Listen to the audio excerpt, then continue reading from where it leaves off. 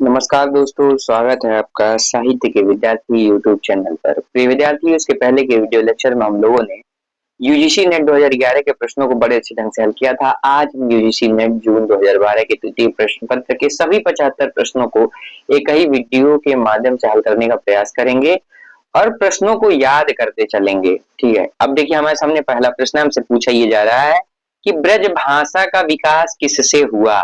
ठीक है, हमसे ये पूछ रहे हैं सीधे सीधे कि ब्रज भाषा का विकास किससे हुआ है। क्या मागधी से हुआ, पैसाची से हुआ, सौरसेनी से हुआ या अर्धमागधी से हुआ। तो प्रिय विद्यार्थियों, ब्रज भाषा का विकास अगर हम बात करें तो सौरसेनी अपभ्रंश से हुआ। ठीक है, अगर हमसे एग्जाम में पूछे कि ब्रज भाषा का विकास किससे हुआ तो हमें बताना होगा कि ब्रज भाषा का विकास सौरसेनी अपभ्रंश से हुआ। अच्छा, सौरसेनी अपभ्रंश से क्या और कुछ उपभाषाएं निकली? तो हाँ, सौरसेनी अपभ्रंश से निकली हमारी कौन सी, राजस्थानी हिंदी भी निकली है। ठीक है, कुछ विद्वानों का मत पहाड़ी हिंदी भी है, कुछ खस अपभ्रंश से मानते हैं। ठीक है, कुछ विद्वान पश्चिमी हिंदी को भी इससे मानता है और ये सर्वमान्य मत है। पश्चिमी हिंदी और राजस्थानी वाला जो मत है वो सर्वमान्य है। ठीक है, अब देखिए, क्या ब्रज भाषा उकार बहुला है, आकार बहुला है या फिर उदासीन आकार बहुला है? तो ब्रज भाषा क्या है, उकार बहुला है। ठीक है, ये महत्वपूर्ण तथ्य है और ये परीक्षा के दृष्टिकोण से बहुत महत्वपूर्ण है कि ब्रज भाषा क्या है, उकार बहुला है। प्रिय विद्यार्थियों, ब्रज का अर्थ क्या होता है? जैसे कहते हैं ना ब्रज, तो ब्रज का अर्थ होता है पशुओं या गायों का समूह या चारागाह। ठीक है, अच्छा, एक महत्वपूर्ण और प्रश्न, इसकी उपबोलियों से प्रश्न आ जाता है, कभी कभी इसकी उपबोलियों से प्रश्न आ जाता है। ठीक है, तो उस बिंदु पर अभी हम लोग बात करेंगे। देखिए, कभी आपसे पूछे भुक्सा, ठीक है, भुक्सा पूछ ले, कभी आपसे अंतरवेदी पूछ ले प्रिय विद्यार्थियों की अंतरवेदी किसकी उपभाषा वर्ग के अंतर्गत आएगी, भरतपुरी पूछ ले। ठीक है, और डांगी पूछ ले, माथुरी पूछ ले, ये सब किसके, तो ब्रजभाषा के अंतर्गत आती हैं, मुख्य उपबोलियां हैं। अगर अन्य उपबोलियां पूछे तो जादो बाटी एक है। ठीक है, जादो बाटी ये क्या है, ब्रजभाषा की अन्य उपबोलियों के अंतर्गत आती है। ठीक है, ब्रजभाषा के अन्य उपबोलियों के अंतर्गत आती है। अब देखिए, अगला प्रश्न हमारे सामने हमसे पूछा क्या जा रहा है, अगले प्रश्न पे हमसे कह रहे हैं ना कि अपभ्रंश की उत्तरकालीन अवस्था का नाम बता दीजिए। ठीक है, जैसे देखिए, हम जब पढ़ते हैं भाषा का वर्गीकरण, भारतीय आर्य भाषाओं का वर्गीकरण पढ़ते हैं तो हम देखते हैं कि प्राचीन, मध्यकालीन और एक जो है आधुनिक आर्य भाषाओं में विद्वानों ने बांटा। लेकिन प्रिय विद्यार्थी हमसे पूछ रहे हैं कि अपभ्रंश की उत्तरकालीन मतलब बाद की अवस्था का क्या नाम है। ठीक है, तो हम देखते हैं पाली प्राकृत अपभ्रंश, ये तो मध्य मध्यकालीन आर्य भाषा के अंतर्गत आते हैं। ठीक है, उसके बाद क्या आता है, उसके बाद अवहट्ट आता है। ठीक है, ठीक है, अवहट्ट आता है, क्या आता है, अवहट्ट आता है। ठीक, अवहट्ट आता है। लेकिन प्रिय विद्यार्थियों, अगर हमसे पूछे कि प्राकृत, ठीक है, तो ये तो पूर्ववर्ती अवस्था, पाली भी पूर्ववर्ती, संस्कृत भी पूर्ववर्ती है। ठीक है, अब देखिए हमारे सामने अगला प्रश्न, तो हमारा सही उत्तर क्या हुआ कि पुनः रिपीट करेंगे, अपभ्रंश की उत्तरकालीन अवस्था का क्या नाम है, तो हम तुरंत बताएंगे कि अपभ्रंश की उत्तरकालीन अवस्था का नाम अवहट्ट है। ठीक है, क्या बताएंगे, अपभ्रंश की उत्तरकालीन अवस्था का क्या नाम है, तो अपभ्रंश की उत्तरकालीन अवस्था का नाम अवहट्ट है। अब देखिए, अगला प्रश्न हमसे पूछ ले अगर कि अपभ्रंश में कुल कितने स्वर थे। ठीक है, आपसे एग्जाम में पूछे कि अपभ्रंश में कुल कितने स्वर थे, क्या 8 थे, क्या 9 थे, क्या 12 थे। ठीक है, तो अपभ्रंश में कुल कितने स्वर थे, तो अपभ्रंश में कुल 8 स्वर थे। कितने स्वर थे, अ से अपभ्रंश, अ से 8, ऐसे याद कर लीजिए, अ से अपभ्रंश, अ से 8। अपभ्रंश में कुल कितने स्वर थे, तो अपभ्रंश में कुल 8 स्वर थे। ठीक है, अपभ्रंश में कुल कितने स्वर थे, तो अपभ्रंश में कुल 8 स्वर थे। अब देखिए, अगर हम अपभ्रंश की बात करें प्रिय विद्यार्थियों, तो दो भागों में बांटा गया, एक हरस और दीर्घ। हरस स्वर में अ, ई, उ, ए, ओ, और दीर्घ स्वर में आ, दीर्घ आ, दीर्घ ई, दीर्घ ऊ को सम्मिलित किया गया। ठीक है, अपभ्रंश का अगर हम समय लें प्रिय विद्यार्थियों तो 6वीं से 9वीं सदी के मध्य माना जाता है। ठीक है, अगर हम बात करें अपभ्रंश के समय का तो ये तो 6वीं से 9वीं के मध्य माना जाता है। ठीक है, अच्छा, अपभ्रंश को कुछ विद्वान अवहंस कहते हैं, ग्रामीण भाषा कहते हैं। ठीक है, और क्या, देसी भाषा, आभीर भाषा। ठीक, अब देखिए, अब जैसे आभीरोक्ति भरत मुनि ने कह दिया, आभीरों की भाषा है आभीर, आचार्य दंडी ने कहा। ठीक है, ग्राम भाषा बागभट्ट और हेमचंद्र ने कहा। ठीक है, और कीथ ने अपभ्रंश का जो संबंध है वो आभीरों और गुर्जरों से माना। ठीक है, तो आभीर भाषा किसने कहा, आभीर की भाषा ठीक, आभीरों की भाषा या आभीर की भाषा किसने कहा? तो दंडी जी ने कहा। कौन? आचार्य दंडी ने। भरत मुनि ने क्या कहा? आभीरोक्ति कहा। क्या कहा? आभीरोक्ति कहा। अब देखिए हमारे सामने अगला प्रश्न हमसे पूछा ये जा रहा है, तो हमारा सही उत्तर क्या होगा? अपभ्रंश में कुल कितने स्वर हैं? तो अपभ्रंश में कुल कितने स्वर हैं? तो अपभ्रंश में कुल 8 स्वर हैं। देखिए अब तक हम लोगों ने पढ़ा ब्रज भाषा का विकास स्वर से, नहीं अपभ्रंश से। ठीक है, एकदम याद करते चलेंगे। अपभ्रंश की उत्तरकालीन अवस्था का नाम हमसे पूछा गया तो हम लोगों ने बताया। और तीसरा प्रश्न हम लोगों ने पढ़ा कि अपभ्रंश में स्वरों की संख्या कितनी है? तो प्रिय विद्यार्थियों अपभ्रंश में स्वरों की संख्या कितनी है? 8 है। ठीक है, अब देखिए अगला प्रश्न है, हमसे कह रहे हैं मगही किस हिंदी प्रदेश की बोली है? ठीक है, हमसे प्रश्न पूछा ये जा रहा है कि मगही जो है ना किस प्रदेश की बोली, हमें ये बता दीजिए। मध्य प्रदेश की है, बिहार की है, राजस्थान की है कि छत्तीसगढ़ की है? तो मगही कहाँ की बोली है? बिहार की बोली है। कहाँ की बोली है? बिहार की बोली है। ठीक है, अब देखिए अगर हमसे पूछे कि बिहारी हिंदी का विकास किस अपभ्रंश से हुआ? तो मागधी अपभ्रंश से हुआ। अच्छा, बिहारी हिंदी के अंतर्गत कौन कौन सी बोलियां आती हैं ये पूछ लिया जाए तो बिहारी हिंदी के अंतर्गत भोजपुरी, मगही और मैथिली बोलियां आती हैं।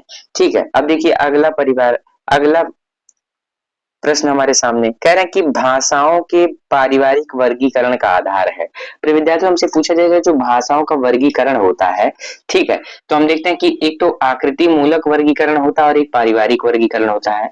हमसे यहाँ प्रश्न पूछा ये जा रहा है कि इसका आधार क्या है, और उसमें भी पूछा पारिवारिक वर्गीकरण का। ठीक है, अगर हम बात करें आकृति मूलक वर्गीकरण का तो उसका आधार होता है रचना तत्व, ठीक है, वाक्य और पद रचना। ठीक है, हमसे लेकिन यहाँ पूछ रहा है पारिवारिक वर्गीकरण, तो इसमें रचना तत्व भी होता है और अर्थ तत्व मतलब इतिहास भी होता है। अब देखिए कह रहे हैं रूप रचना, ध्वनि, अर्थ, इतिहास। तो पारिवारिक वर्गीकरण का आधार क्या है? इतिहास है। पारिवारिक वर्गीकरण का आधार क्या है? तो इतिहास है। ठीक है, अब देखिए इसको अन्य किस नामों से और जाना जाता है? तो इसी को वंशात्मक वर्गीकरण, वंशानुक्रमिक वर्गीकरण, ठीक है, कुलात्मक वर्गीकरण या ऐतिहासिक वर्गीकरण भी कहते हैं। ठीक है, अब देखिए पारिवारिक वर्गीकरण के लिए 6 बातों को केंद्र में रखा जाता है। ठीक है, या 6 बातों को आधार बनाया जाता है। कौन कौन से? पद रचना, ठीक है, वाक्य रचना, ध्वनि रचना, ठीक, शब्द अर्थ और स्थानिक समीपता। ठीक है, इन 6 बातों को आधार बनाया जाता है। ठीक, अब देखिए हमारे सामने अगला प्रश्न, ये प्रश्न जो है यूजीसी नेट दिसंबर 2000, यूजीसी नेट जून 2024 जो पेपर कैंसिल हो गया था उसमें पूछा हुआ प्रश्न था। देखिए रिपीट प्रश्न है। अब देखिए हमसे यहाँ ये पूछा पुष्पदंत किस शताब्दी के कवि थे? हमसे पूछ ये रहा है कि पुष्पदंत किस शताब्दी के कवि थे? 8वीं शताब्दी के, 7वीं शताब्दी के, 10वीं शताब्दी के, 11वीं शताब्दी के? तो दंत 10वीं, ठीक है, दंत पुष्पदंत 10वीं शताब्दी के कवि थे। अब देखिए आइए तो बात करते हैं कि क्या मामला था। तो अगर आपसे पूछे कि पुष्पदंत का समय 10वीं शताब्दी है, ठीक है, शिव सिंह सेंगर ने इनका समय कितना माना? तो शिव सिंह सेंगर ने पुष्पदंत का समय 7वीं शताब्दी माना। हजारी प्रसाद द्विवेदी 9वीं शताब्दी माना। ठीक है, समानतः 972 ईस्वी जो है इनका समय है। ठीक, और मतलब 10वीं सदी इनका जो है समय माना जाता है। हजारी प्रसाद द्विवेदी 9वीं, लेकिन कुल मिला जुला के जानिए कि पुष्पदंत का जो प्रमाणिक समय है वो 10वीं शताब्दी है। अब देखिए हमारे सामने अगला प्रश्न से पूछा ये जा रहा है दोहा कोश किसकी रचना है? प्रिय विद्यार्थियों हमसे पूछा ये जा रहा है कि दोहा कोश किसकी रचना है? प्रथम सिद्ध कवि शाहरपा की है या फिर सबरपा की है, विद्याधर की या पुष्पदंत की है? तो इसका सही उत्तर होगा दोहा कोश रचना किसकी है? सहरपा की है। दोहा कोश अगर रचना हमसे पूछे किसकी है तो आपको बताना होगा ये तो सहरपा की है। ठीक है, अब देखिए सहरपा को क्या कहा जाता है? हिंदी का प्रथम कवि माना जाता है। किसने माना? राहुल शंकराचार्य ने माना। इनका अन्य नाम क्या है? तो सरोज ब्रज और राहुल भद्र आदि है। ठीक है, अगर हम बात करें चर्या गीत कोश किसका? तो ये भी सहरपा का, लेकिन चर्या पद पूछ ले हमसे, ठीक है, हमसे पूछे चर्या पद तो वो होगा सबरपा का। ठीक है, चर्या पद अगर पूछ ले हमसे तो वो सबरपा का होगा। अब देखिए हमसे पंक्ति से प्रश्न पूछ रहा है, कह रहे काव्योक्ति किस कवि की? हमें यही बता दीजिए। ठीक है, हमारे सामने प्रश्न है कि काव्य की रीति सीखी सुकवि ने सो देखी, सुनि बहुलोक की बातें इस काव्योक्ति के कवि हैं। ठीक है, अब देखिए काव्य की रीति सीखी सु कवि ने सो देखी सुनी बहुलोक की बातें। बहुलोक की बातें कौन सुनता है? क्या भिखारी सुनता है? केशवदास जी की पंक्ति मतीराम की या पद्माकर की है, तो यह पंक्ति जो है बहुलोक की बातें भिखारी दास की पंक्ति है। ठीक है, आप जोड़ सकते हैं, आप सोच सकते हैं। ठीक है, बहुलोक की बातें सुननी पड़ती है। ठीक है, ऐसे जोड़ के समझ सकते हैं। अब देखिए हमारे सामने अगला प्रश्न से पूछा ये जा रहा है प्रिय विद्यार्थियों। अच्छा, ये भिखारी दास की रचनाओं पर भी बात कर लेते हैं। ठीक है, तो अगर भिखारी दास की बात करें तो ये रीतिकाल के अंतिम आचार्य और क्या है, रीतिबद्ध कवि जो है भिखारी दास है। अब देखिए भिखारी दास की प्रमुख रचना कौन है? रस सारांश अगर आपसे पूछे, ठीक है, रस सारांश पूछे तो यही इनकी ही रचना है। काव्य निर्णय पूछ ले तो वो भी इन्हीं की रचना है। लेकिन अगर आपसे पूछे प्रिय विद्यार्थियों रसराज किसकी है, देखिए रस सारांश तो इनका है, रसराज मतीराम का है। ठीक है, आपसे पूछे काव्य निर्णय, श्रृंगार निर्णय, शतरंज सत्य, ये सब ग्रंथ किसके हैं? तो ये सारे ग्रंथ जो है भिखारी दास के हैं। ठीक है, अगर हमसे पंक्ति पूछ ले, गुल गली गिल में मैं गलीचा है गुनीजन, चांदनी है चिख चिरागन की माला है, ये पंक्ति पूछ ले तो ये पद्माकर की बहुत फेमस पंक्ति है जो परीक्षाओं में कई बार प्रश्न बन चुका है। अब देखिए हमारे सामने अगला प्रश्न हमसे पूछा जा रहा है, हरि रस पिया जानिए जे कबहू न जाए खुमार, मैं मनता घूमत फिरे नाही तन की सार, इन काव्योक्तियों के कवि कौन है? ठीक है, हमसे पूछ रहे हैं कि ये जो हरि रस पिया जानिए जे कबहू न जाए कुमार, मैं मनता घूमत फिरे नाही तन की सार, ये काव्योक्ति क्या कबीर दास की, सूरदास की, नंद दास की, रसखान की है? तो प्रिय विद्यार्थी ये काव्योक्ति किसका है? निर्गुण काव्यधारा की कवि संत कवि हैं कबीर दास की है। ठीक है, अब देखिए यहाँ फंसाने के लिए सूरदास दे दिए, नंददास दे दिए। ठीक है, हरि शब्द का यूज हो गया इसलिए, लेकिन हमें ध्यान रखना होगा कि हरि रस पिया जानिए जे कबहू न जाए खुमार, मैं मनता घूमत फिरे नाही तन की सार, इन काव्योक्ति के कवि कौन है? तो कबीर दास हैं। ठीक है, अब देखिए अगला प्रश्न तो पूछ रहा है देव कवि की रचना है। ठीक है, देव कवि की रचना है काव्य निर्णय, रसराज, श्रृंगार निर्णय, भाव विलास। तो देव कवि की रचना क्या है? तो देव कवि की रचना क्या है? क्या भाव विलास है या काव्य निर्णय है, रसराज है? ठीक है, तो रसराज अभी हम लोगों ने बात की किसका है? मतीराम का है। काव्य निर्णय, श्रृंगार निर्णय भी जब हम भिखारी दास की रचनाओं को, भिखारी दास से संबंधित पंक्ति को देख रहे थे तो हम लोगों ने चर्चा की। लेकिन प्रिय विद्यार्थियों भाव विलास रचना किसकी है? ठीक है, भाव विलास किसकी रचना है? तो भाव विलास रीतकाल के रीतवद्य काव्यधारा के आचार्य कवि देव की रचना है। ठीक है, अगर देव की अन्य रचनाओं की बात करें, ठीक है, तो जाति विलास, प्रेम चंद्रिका, शब्द रसायन, सुख सागर तरंग, ठीक है, वृक्ष विलास, पावस विलास, भवानी विलास आदि सब रचनाएं किसकी हैं? तो देव की हैं। ठीक है, अब देखिए हम लोगों ने देखा कि काव्य निर्णय और श्रृंगार निर्णय किसकी रचना है? तो भिखारी दास, रसराज, मतीराम की है। अब देखिए हमसे अगला प्रश्न पूछा ये जा रहा है प्रिय विद्यार्थियों की, हमें ये बता दीजिए कि साहित्य लहरी के रचनाकार कौन है? ठीक है, साहित्य लहरी के रचनाकार कौन है? क्या तुलसीदास हैं, सूरदास हैं, या सुंदरदास हैं, या फिर कृष्णदास हैं, या फिर कृष्ण या फिर सुंदरदास हैं? ठीक है, तो हमसे पूछो साहित्य लहरी के रचनाकार कौन है? तो प्रिय विद्यार्थी इसका सही उत्तर क्या होगा? साहित्य लहरी के रचनाकार कौन है? सूरदास है। कौन है? सूरदास है। प्रिय विद्यार्थियों सब सर्वमान्य मत ये है कि इसमें 118 दृष्टकूट पद मिलते हैं। ठीक है, दृष्टकूट पद का अर्थ क्या है? शब्दार्थ चमत्कार से युक्त पद। ठीक है, इसी को दृष्टकूट कहते हैं। अब साहित्य लहरी में मिलता है।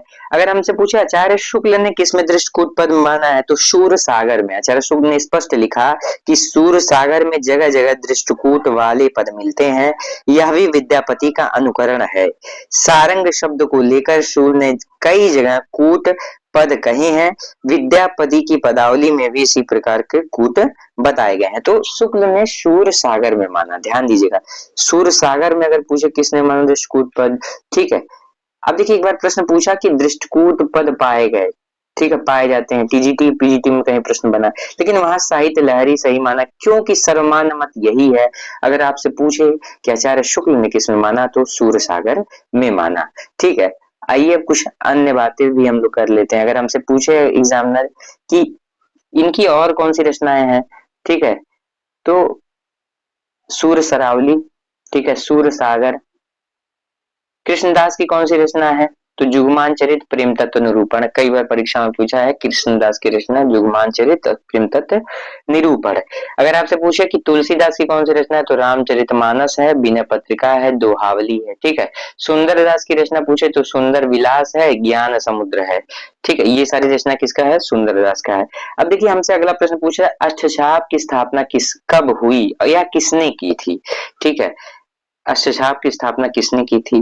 क्या अष्टछाप की स्थापना विठल नाथ ने जी ने की, या फिर वल्लभाचार्य जी ने किया, या फिर सूरदास ने किया, या रामानंद जी ने किया?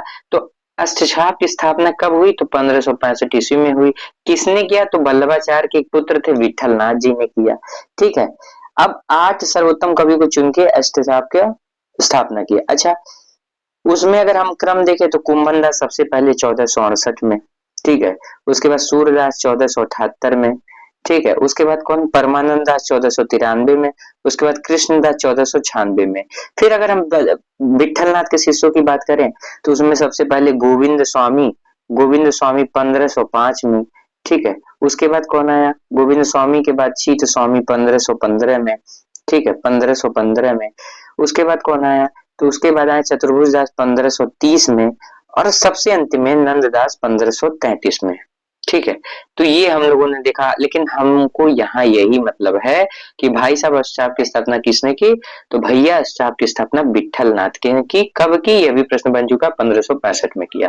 देखिए अगला प्रश्न हमसे पूछा ये जा रहा है कि सखी संप्रदाय के संस्थापक हैं।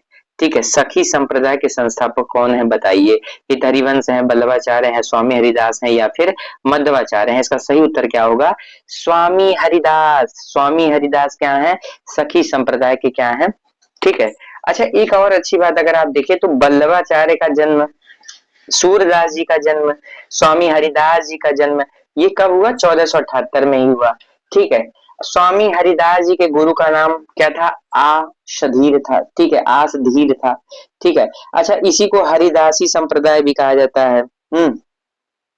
इस संप्रदाय के अगर कवियों की बात करें तो जगन्नाथ स्वामी, विठल विपुल जो बहुत फेमस थे, इसी संप्रदाय थे। अगर आपसे पूछे राधा वल्लभ संप्रदाय की स्थापना किसने किया, तो हरिवंश ने किया। वल्लभ संप्रदाय की स्थापना किसने किया? तो वल्लभाचार्य जी ने किया। ब्रह्म संप्रदाय की स्थापना किसने किया? तो मध्वाचार्य जी ने किया। ठीक है, अब देखिए हमारे सामने अगला प्रश्न से क्या पूछ रहा है, गोस्वामी तुलसीदास की अंतिम रचना कौन सी है? ठीक है, गोस्वामी तुलसीदास की अंतिम रचना कौन सी है? क्या विनय पत्रिका है, दोहावली है, कवितावली है, हनुमान बाहुक है? देखिए अगर कवितावली हनुमान बाहुक दोनों दिया है तो हनुमान बाहुक सही होगा, लेकिन मान लीजिए विकल्प में हनुमान बाहुक ना हो तो कवितावली सही हुआ। लेकिन अगर दोनों विकल्प में है तो फिर विद्यार्थियों, गोस्वामी तुलसीदास की अंतिम रचना कौन सी, अगर हमसे एग्जामिनर पूछे तो हमें बताना होगा हनुमान बाहुक है। हनुमान बाहुक की भाषा पूछे तो ब्रज भाषा में रचित था। ठीक है, अच्छा, इसी कवितावली के किष्किंधा कांड का भाग भी मानते हैं कुछ विद्वान। ठीक है, अब देखिए अगला प्रश्न हमसे पूछा ये जा रहा है, मृगावती किसकी रचना है? ठीक है, हमसे पूछ रहे हैं मृगावती किसकी रचना है? क्या उस्मान की है, कुतुबन की है, या जायसी की है? तो प्रिय विद्यार्थियों, मृगावती रचना किसकी है? मृगावती रचना कुतुबन की है। ठीक है, 1501 में सूफी कवि एक कुतुबन थे जिन्होंने प्रेमाख्यान काव्य मृगावती नाम से लिखा। अच्छा, इसकी भाषा क्या थी? तो इसकी भाषा अवधी थी। ठीक है, इसकी शैली क्या थी? दोहा चौपाई में था। ठीक है, अगर हम बात करें प्रिय विद्यार्थियों कि इस ये जो प्रेमाख्यान काव्य था इसमें 5 चौपाइयों के बाद एक दोहा रखने की परंपरा थी। ठीक है, अगर हम बात करें चंदन 1379, ये किसकी रचना है? ठीक है, तो मुल्ला दाऊद का। सत्यवती कथा किसकी रचना है? ठीक है, तो क्या ईश्वर दास की है? हाँ, ईश्वर दास की है। ठीक है, हमसे पूछे मधुमालती मंजन कवि का है। ठीक है, इंद्रावती किसकी रचना है? तो नूर मोहम्मद की रचना है। ठीक है, अगर हमसे पूछे प्रिय विद्यार्थियों की चित्रावली की रचना किसने की? तो उस्मान ने की। मधुमालती की रचना मंजन ने हम लोगों ने बात किया। हाँ, सबसे महत्वपूर्ण इसमें जायसी है। जायसी की अगर रचनाओं की बात करें तो 3 रचना प्रिय विद्यार्थियों महत्वपूर्ण इनकी। कौन सी? जो आचार्य शुक्ल भी प्रमाणिक मानता है, आखिरी कलाम, पद्मावत और फिर अखरावत। ठीक है, पद्मावत, अखरावत, आखिरी कलाम, ये जो 3 रचनाएं इनकी बहुत महत्वपूर्ण है और परीक्षा में प्रश्न आता ही आता है।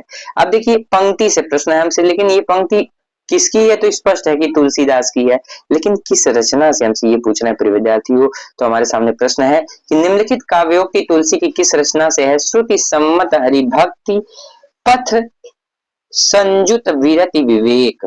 ठीक है, हमसे पूछ रहे हैं कि श्रुति सम्मत हरिभक्ति पंथ संयुत विरति विवेक, ये किसकी रचना है? रामचरितमानस से है, कवितावली से है, बिना पत्रिका से है, या गीतावली से है?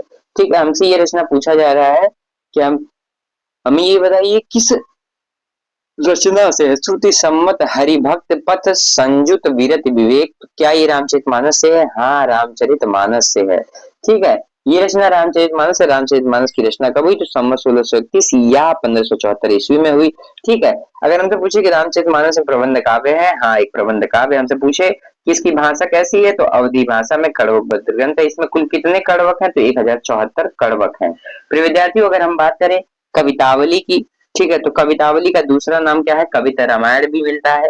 ठीक है, इसमें कुल 325 कविताएं हैं। अगर हम बात करें विनय पत्रिका की, ठीक है, तो विनय पत्रिका क्या है? ठीक है, इसमें 279 पद मिलते हैं। इसकी भाषा क्या है? तो ब्रज है। गीतावली की ब्रज भाषा में रचित गीत काव्य है। ठीक है, गीतावली भी क्या है? ब्रज भाषा में है। अगर हम बात करें कि तुलसी की काव्य कला की सबसे मधुरतम अभिव्यक्ति किस रचना में हुई? तो गीतावली में हुई है। ठीक है, गीतावली में हुई है। अब देखिए अगला प्रश्न से क्या पूछ रहे हैं?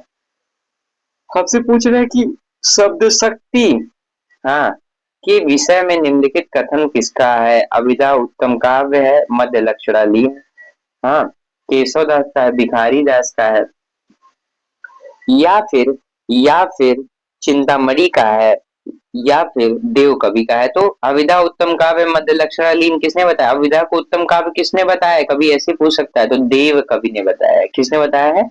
देव कवि ने बताया है। अब देखिए हमारे सामने अगला प्रश्न से पूछ रहे हैं कि निम्नलिखित में से कौन सा मतीराम का ग्रंथ नहीं है? प्रिय विद्यार्थी, हम लोग बात किया कि रसराज इन्हीं का है, ललित ललाम, छंदसार, ठीक है, यह भी इन्हीं का है। लेकिन रस विलास किसका है? तो हम लोगों ने भिखारी दास पे चर्चा किया था कि रस विलास भिखारी दास का है। ठीक है, अब यहाँ हम कंफ्यूजन हो सकता है हमें। देखिए, लक्षण श्रृंगार नामक ग्रंथ भी शुक्ल ने बताया, इनके ग्रंथ साहित्य सार नामक ग्रंथ भी बताया। ठीक है, तो महत्वपूर्ण ग्रंथ इनका क्या है? रसराज, ललित लाम, ठीक है, छंदसार, ये सब महत्वपूर्ण है। लक्षण श्रृंगार भी इनका है, साहित्य सार भी इनका है। ठीक है, किसका? मतीराम का। तो हम एक स्पष्ट, हम लोग की बात स्पष्ट हो गई कि भैया रस विलास तो इनका ग्रंथ नहीं है जो हमसे पूछा जा रहा है। हमसे पूछ रहे हैं अगले प्रश्न में, देखिए कह रहे हैं निम्नलिखित में से रीति मुक्त कवि नहीं है। कौन रीति मुक्त कवि नहीं है? फिर कह रहे हैं कि बोधा, ठीक है, बोधा नहीं है, कि ठाकुर नहीं है, पद्माकर नहीं है, कि आलम नहीं है। तो प्रिय विद्यार्थी उसका सही उत्तर क्या होगा? रीति मुक्त कवि कौन नहीं है? पद्माकर नहीं है। रीति मुक्त कवि कौन नहीं है? तो पद्माकर नहीं है। ठीक है, पद्माकर कैसे कवि थे? तो ये रीतिबद्ध काव्य धारा के कवि थे। ठीक है, अब देखिए कविराज शिरोमणि की उपाधि ने जयपुर के नरेश प्रताप सिंह ने कविराज शिरोमणि की उपाधि दी। अगर हम बात करें पद्माभरण किसकी रचना है? जगत विनोद, गंगा लहरी, प्रबोध पचासा, अहमद बहादुर, वीरदावली, सब रचना इन्हीं की है। अगर हमसे पूछे बोधा, ठीक है, अब देखिए बोधा विकल्प में है, तो बोधा की अगर हम बात करें तो बीरा वारिस इसका नाम इन्हीं का है। ठाकुर की बात करें, ठाकुर शतक एक रचना इनकी थी। आलम की बात करें तो आलम केली इनकी रचना थी। अब देखिए हमारे सामने अगला प्रश्न जो पूछा ही जा रहा है, चंडी चरित किसकी रचना है? चंडी चरित किसकी रचना है? गुरु गोविंद सिंह की, भूषण की, लाल कवि की, सूदन की। ठीक है, तो चंडी चरित किसकी रचना है? गुरु गोविंद सिंह की रचना है। चंडी चरित किसकी रचना है? तो गुरु गोविंद सिंह की रचना है। आपसे पूछे कि खालसा पंथ की स्थापना किसने की? तो सिख संप्रदाय के 10वें गुरु गुरु गोविंद सिंह ने खालसा पंथ की स्थापना की। ठीक है, अब देखिए हमसे पूछे जपुजी, आशा दीवार, जफरनामा, ये सब ग्रंथ किसके हैं? जपुजी, आशा दीवार, अगर हमसे पूछे ग्रंथ किसके हैं? ठीक है, अब तो ये सारे ग्रंथ किसके हैं? गुरु गोविंद सिंह के हैं। अगर हम बात करें भूषण की, भूषण के कौन कौन से ग्रंथ हैं? तो भूषण जी के ग्रंथ हैं, देखिए शिवराज भूषण, शिवा बावनी, छत्रसाल दशक, भूषण उल्लास, ये सारे ग्रंथ इनके हैं। लाल कवि का ग्रंथ पूछे तो छत्र प्रकाश, विष्णु विलास, ये सब इनके हैं। सूदन का कौन सा है? तो सुजान चरित है। सूदन का ग्रंथ कौन सा है? तो सुजान चरित है। अब देखिए अगला प्रश्न से क्या पूछ रहे हैं, ज्यो ज्यो ज्यों ज्यों बसे जात दूरी दूरी प्रिय प्राण मुरी, त्यों त्यों धसे जात मन मुकुर हमारे में। ठीक है, भ्रमर गीत प्रसंग से संबंधित उपयुक्त पंक्तियों के कवि हैं। ज्यों ज्यों बसे जात दूरी दूरी प्रिय प्राण मुरी, त्यों त्यों धसे जात मन मुकुर हमारे में। भ्रमर गीत प्रसंग में संबंधित उपयुक्त पंक्तियां के कवि कौन है? नंददास है, सूरदास है, सत्यनारायण कविरत्न है, जगन्नाथ दास रत्नाकर है। तो कौन है? तो इसका सही उत्तर क्या होगा? तो इसका सही उत्तर होगा जगन्नाथ दास रत्नाकर है। ठीक है, ज्यों ज्यों, अब देखिए यहीं से आप कनेक्ट कर लीजिए, किसी तरह आपको प्रश्न सही करना है। ज्यों ज्यों बसे जात दूरी दूरी प्रिय प्राण मुरी, त्यों त्यों, त्यों त्यों धसे जात मन मुकुर हमारे में। भ्रमर गीत प्रसंग से संबंधित पंक्तियां किस कवि की है? तो प्रिय विद्यार्थी, ये पंक्तियां किसकी है? तो इन्हीं की है। इन्हीं की मतलब जगन्नाथ दास रत्नाकर की। अगर हमसे पूछे हिंडोला, गंगा अवतरण, उद्धव शतक, श्रृंगार लहरी, रत्नाष्टक, वीराष्टक की रचना किसकी है? तो ये सब जगन्नाथ दास रत्नाकर की। अच्छा, हिंडोला हरिलाल किसका है? तो रसनिधि का भी है। ठीक है, अगर हमसे पूछे कि कहन श्याम संदेश एक मैं तुम पर आयो, ये नेट की परीक्षा में पंक्ति पूछा हुआ है, तो ये किसकी पंक्ति है? तो नंददास की है। ठीक है, लेकिन यहाँ पे जो उत्तर है, यहाँ पे जो उत्तर है, इसका सही उत्तर क्या होगा? अगर हमसे पूछे ज्यों ज्यों बसे जात दूरी दूरी प्रिय प्राण मुरी, त्यों त्यों धसे जात मन मुकुर हमारे में। ठीक है, तो ये पंक्ति किसकी है? ये पंक्ति जगन्नाथ दास रत्नाकर की है। अगर हमसे पूछे सुनो श्याम यह बात और क्यों, सुनो श्याम यह बात और को क्यों समझाए कहे, तो यह पंक्ति सूरदास की है। ठीक है, सत्यनारायण कविरत्न की पंक्ति पूछे तो चित चिंता तज डारिके भार जगत के नेम, रे मन श्याम श्याम की शरण गहो करि प्रेम। अब देखिए अगला प्रश्न से क्या पूछ रहे हैं? हमसे पूछ रहे हैं कि निम्नलिखित में से किस गद्य कृति का निर्माण फोर्ट विलियम कॉलेज में हुआ था? ठीक है, किस गद्य कृति का निर्माण फोर्ट विलियम कॉलेज में हुआ था? ठीक है, हमसे पूछ रहे हैं किस गद्य कृति का निर्माण फोर्ट विलियम कॉलेज में हुआ था? भाषा योग वासिष्ठ पद्मा, भाषा पद्म पुराण, नाचकेतुपाख्यान या दृष्टांत सागर। तो हम देखते प्रिय विद्यार्थी दो शिक्षक थे। ठीक है, भाषा मुंशी थे, सदल मिश्र और लल्लू लाल। तो सदल मिश्र की रचना क्या थी? सदल मिश्र की रचना नाचकेतुपाख्यान थी। तो एक बात तो स्पष्ट हो गई कि इस गद्य कृति का निर्माण फोर्ट विलियम कॉलेज में हुआ था। ठीक है, अगर हम बात करें भाषा पद्म पुराण की कि ये किसकी है, तो हम इस पे विचार करें तो ये दौलत राम की है। ठीक है, भाषा युवासी 1741 टीजीटी की इसमें इसका सन पूछ लिया तो राम प्रसाद निरंजनी की है। ठीक है, अब देखिए अगला प्रश्न हमसे क्या कह रहे हैं? अगले प्रश्न में हमसे कह रहे हैं कि निस्सहाय हिंदू उपन्यास के लेखक हैं। ठीक है, हमसे पूछ रहे हैं निस्सहाय हिंदू उपन्यास के लेखक कौन है? ठीक है, क्या क्या इसके लेखक लाला श्रीनिवास दास हैं, राधा कृष्ण दास हैं, बालकृष्ण भट्ट हैं या फिर राधा चरण गोस्वामी है? तो प्रिय विद्यार्थी इसका सही उत्तर क्या होगा? निस्सहाय हिंदू उपन्यास के लेखक कौन है? राधा कृष्ण दास हैं। अब देखिए आप कंफ्यूज हो सकते हैं राधा चरण गोस्वामी और राधा कृष्ण दास में, लेकिन ध्यान देना है निस्सहाय हिंदू उपन्यास के लेखक कौन है? राधा कृष्ण दास है। कौन है? राधा कृष्ण दास है। अब देखिए अगर हमसे पूछे इसमें क्या मुस्लिम समाज का अंकन करने वाला पहला उपन्यास पूछे तो कुछ विद्वान इसे मानते हैं। इसका सन पूछ ले तो 1890 में। ठीक है, अब देखिए हिंदी का पहला पूर्ण उपन्यास है ये। इसमें नाटकीय पद्धतियों पर प्रसंगों का निर्माण किया गया है। ठीक है, गोवध निवारण के लिए, और ये प्रश्न आ चुका है, गोवध निवारण के लिए कौन सा उपन्यास लिखा गया? तो राधा कृष्ण दास का निस्सहाय हिंदू लिखा गया। किसका? राधा कृष्ण दास का निस्सहाय हिंदू लिखा गया। अच्छा प्रिय विद्यार्थियों, अगर हमसे पूछे बालकृष्ण भट्ट का बता दीजिए। अच्छा, बालकृष्ण भट्ट का कुछ बता दीजिए। तो नूतन ब्रह्मचारी 1886। अगर हमसे पूछे 100 जान एक सुजान रचना किसकी है? तो यह भी बालकृष्ण भट्ट का है। अगर हमसे पूछे परीक्षा परीक्षा गुरु किसका है? तो 1882 में लाला श्रीनिवास दास का है। वीर बाला उपन्यास अगर पूछे तो राधा चरण गोस्वामी का। वीर बाला उपन्यास किसका है? वीर बाला उपन्यास किसका है? तो राधा चरण गोस्वामी का है।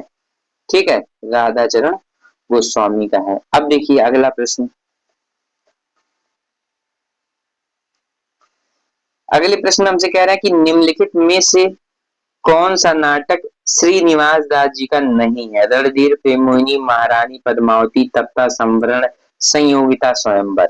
ठीक है, कौन सा रचना या कौन सा नाटक श्रीनिवास दास का नहीं है? रणधीर प्रेम मोहिनी, महारानी पद्मावती, तप्ता संवरण या संगीता स्वयंवर। ठीक है, तो कौन सी रचना नहीं है, कौन सा नाटक श्रीनिवास दास का नहीं है? ठीक है, तो अब इसका सही उत्तर क्या होगा? तो अगर हम बात करें महारानी पद्मावती किसका है? ठीक है, तो महारानी पद्मावती राधा कृष्णदास का है। ठीक है, महारानी पद्मावती, हाँ, दुखनी बाला अगर पूछ ले, महाराणा प्रताप पूछ ले, ये सब किसका है? तो ये सब राधा कृष्णदास का है। ठीक है, राधा कृष्णदास का। तो हमारा उत्तर तो मिल गया भाई साहब, क्या कि कौन सी श्रीनिवास दास जी की नहीं है? तो महारानी पद्मावती श्रीनिवास दास जी की नहीं है। अगर हम बात करें प्रिय रणधीर प्रेम मोहिनी की, तो ये श्रीनिवास दास की कब आई? 1877 में, तब तक संवत 1883 में, संवत 1886 में।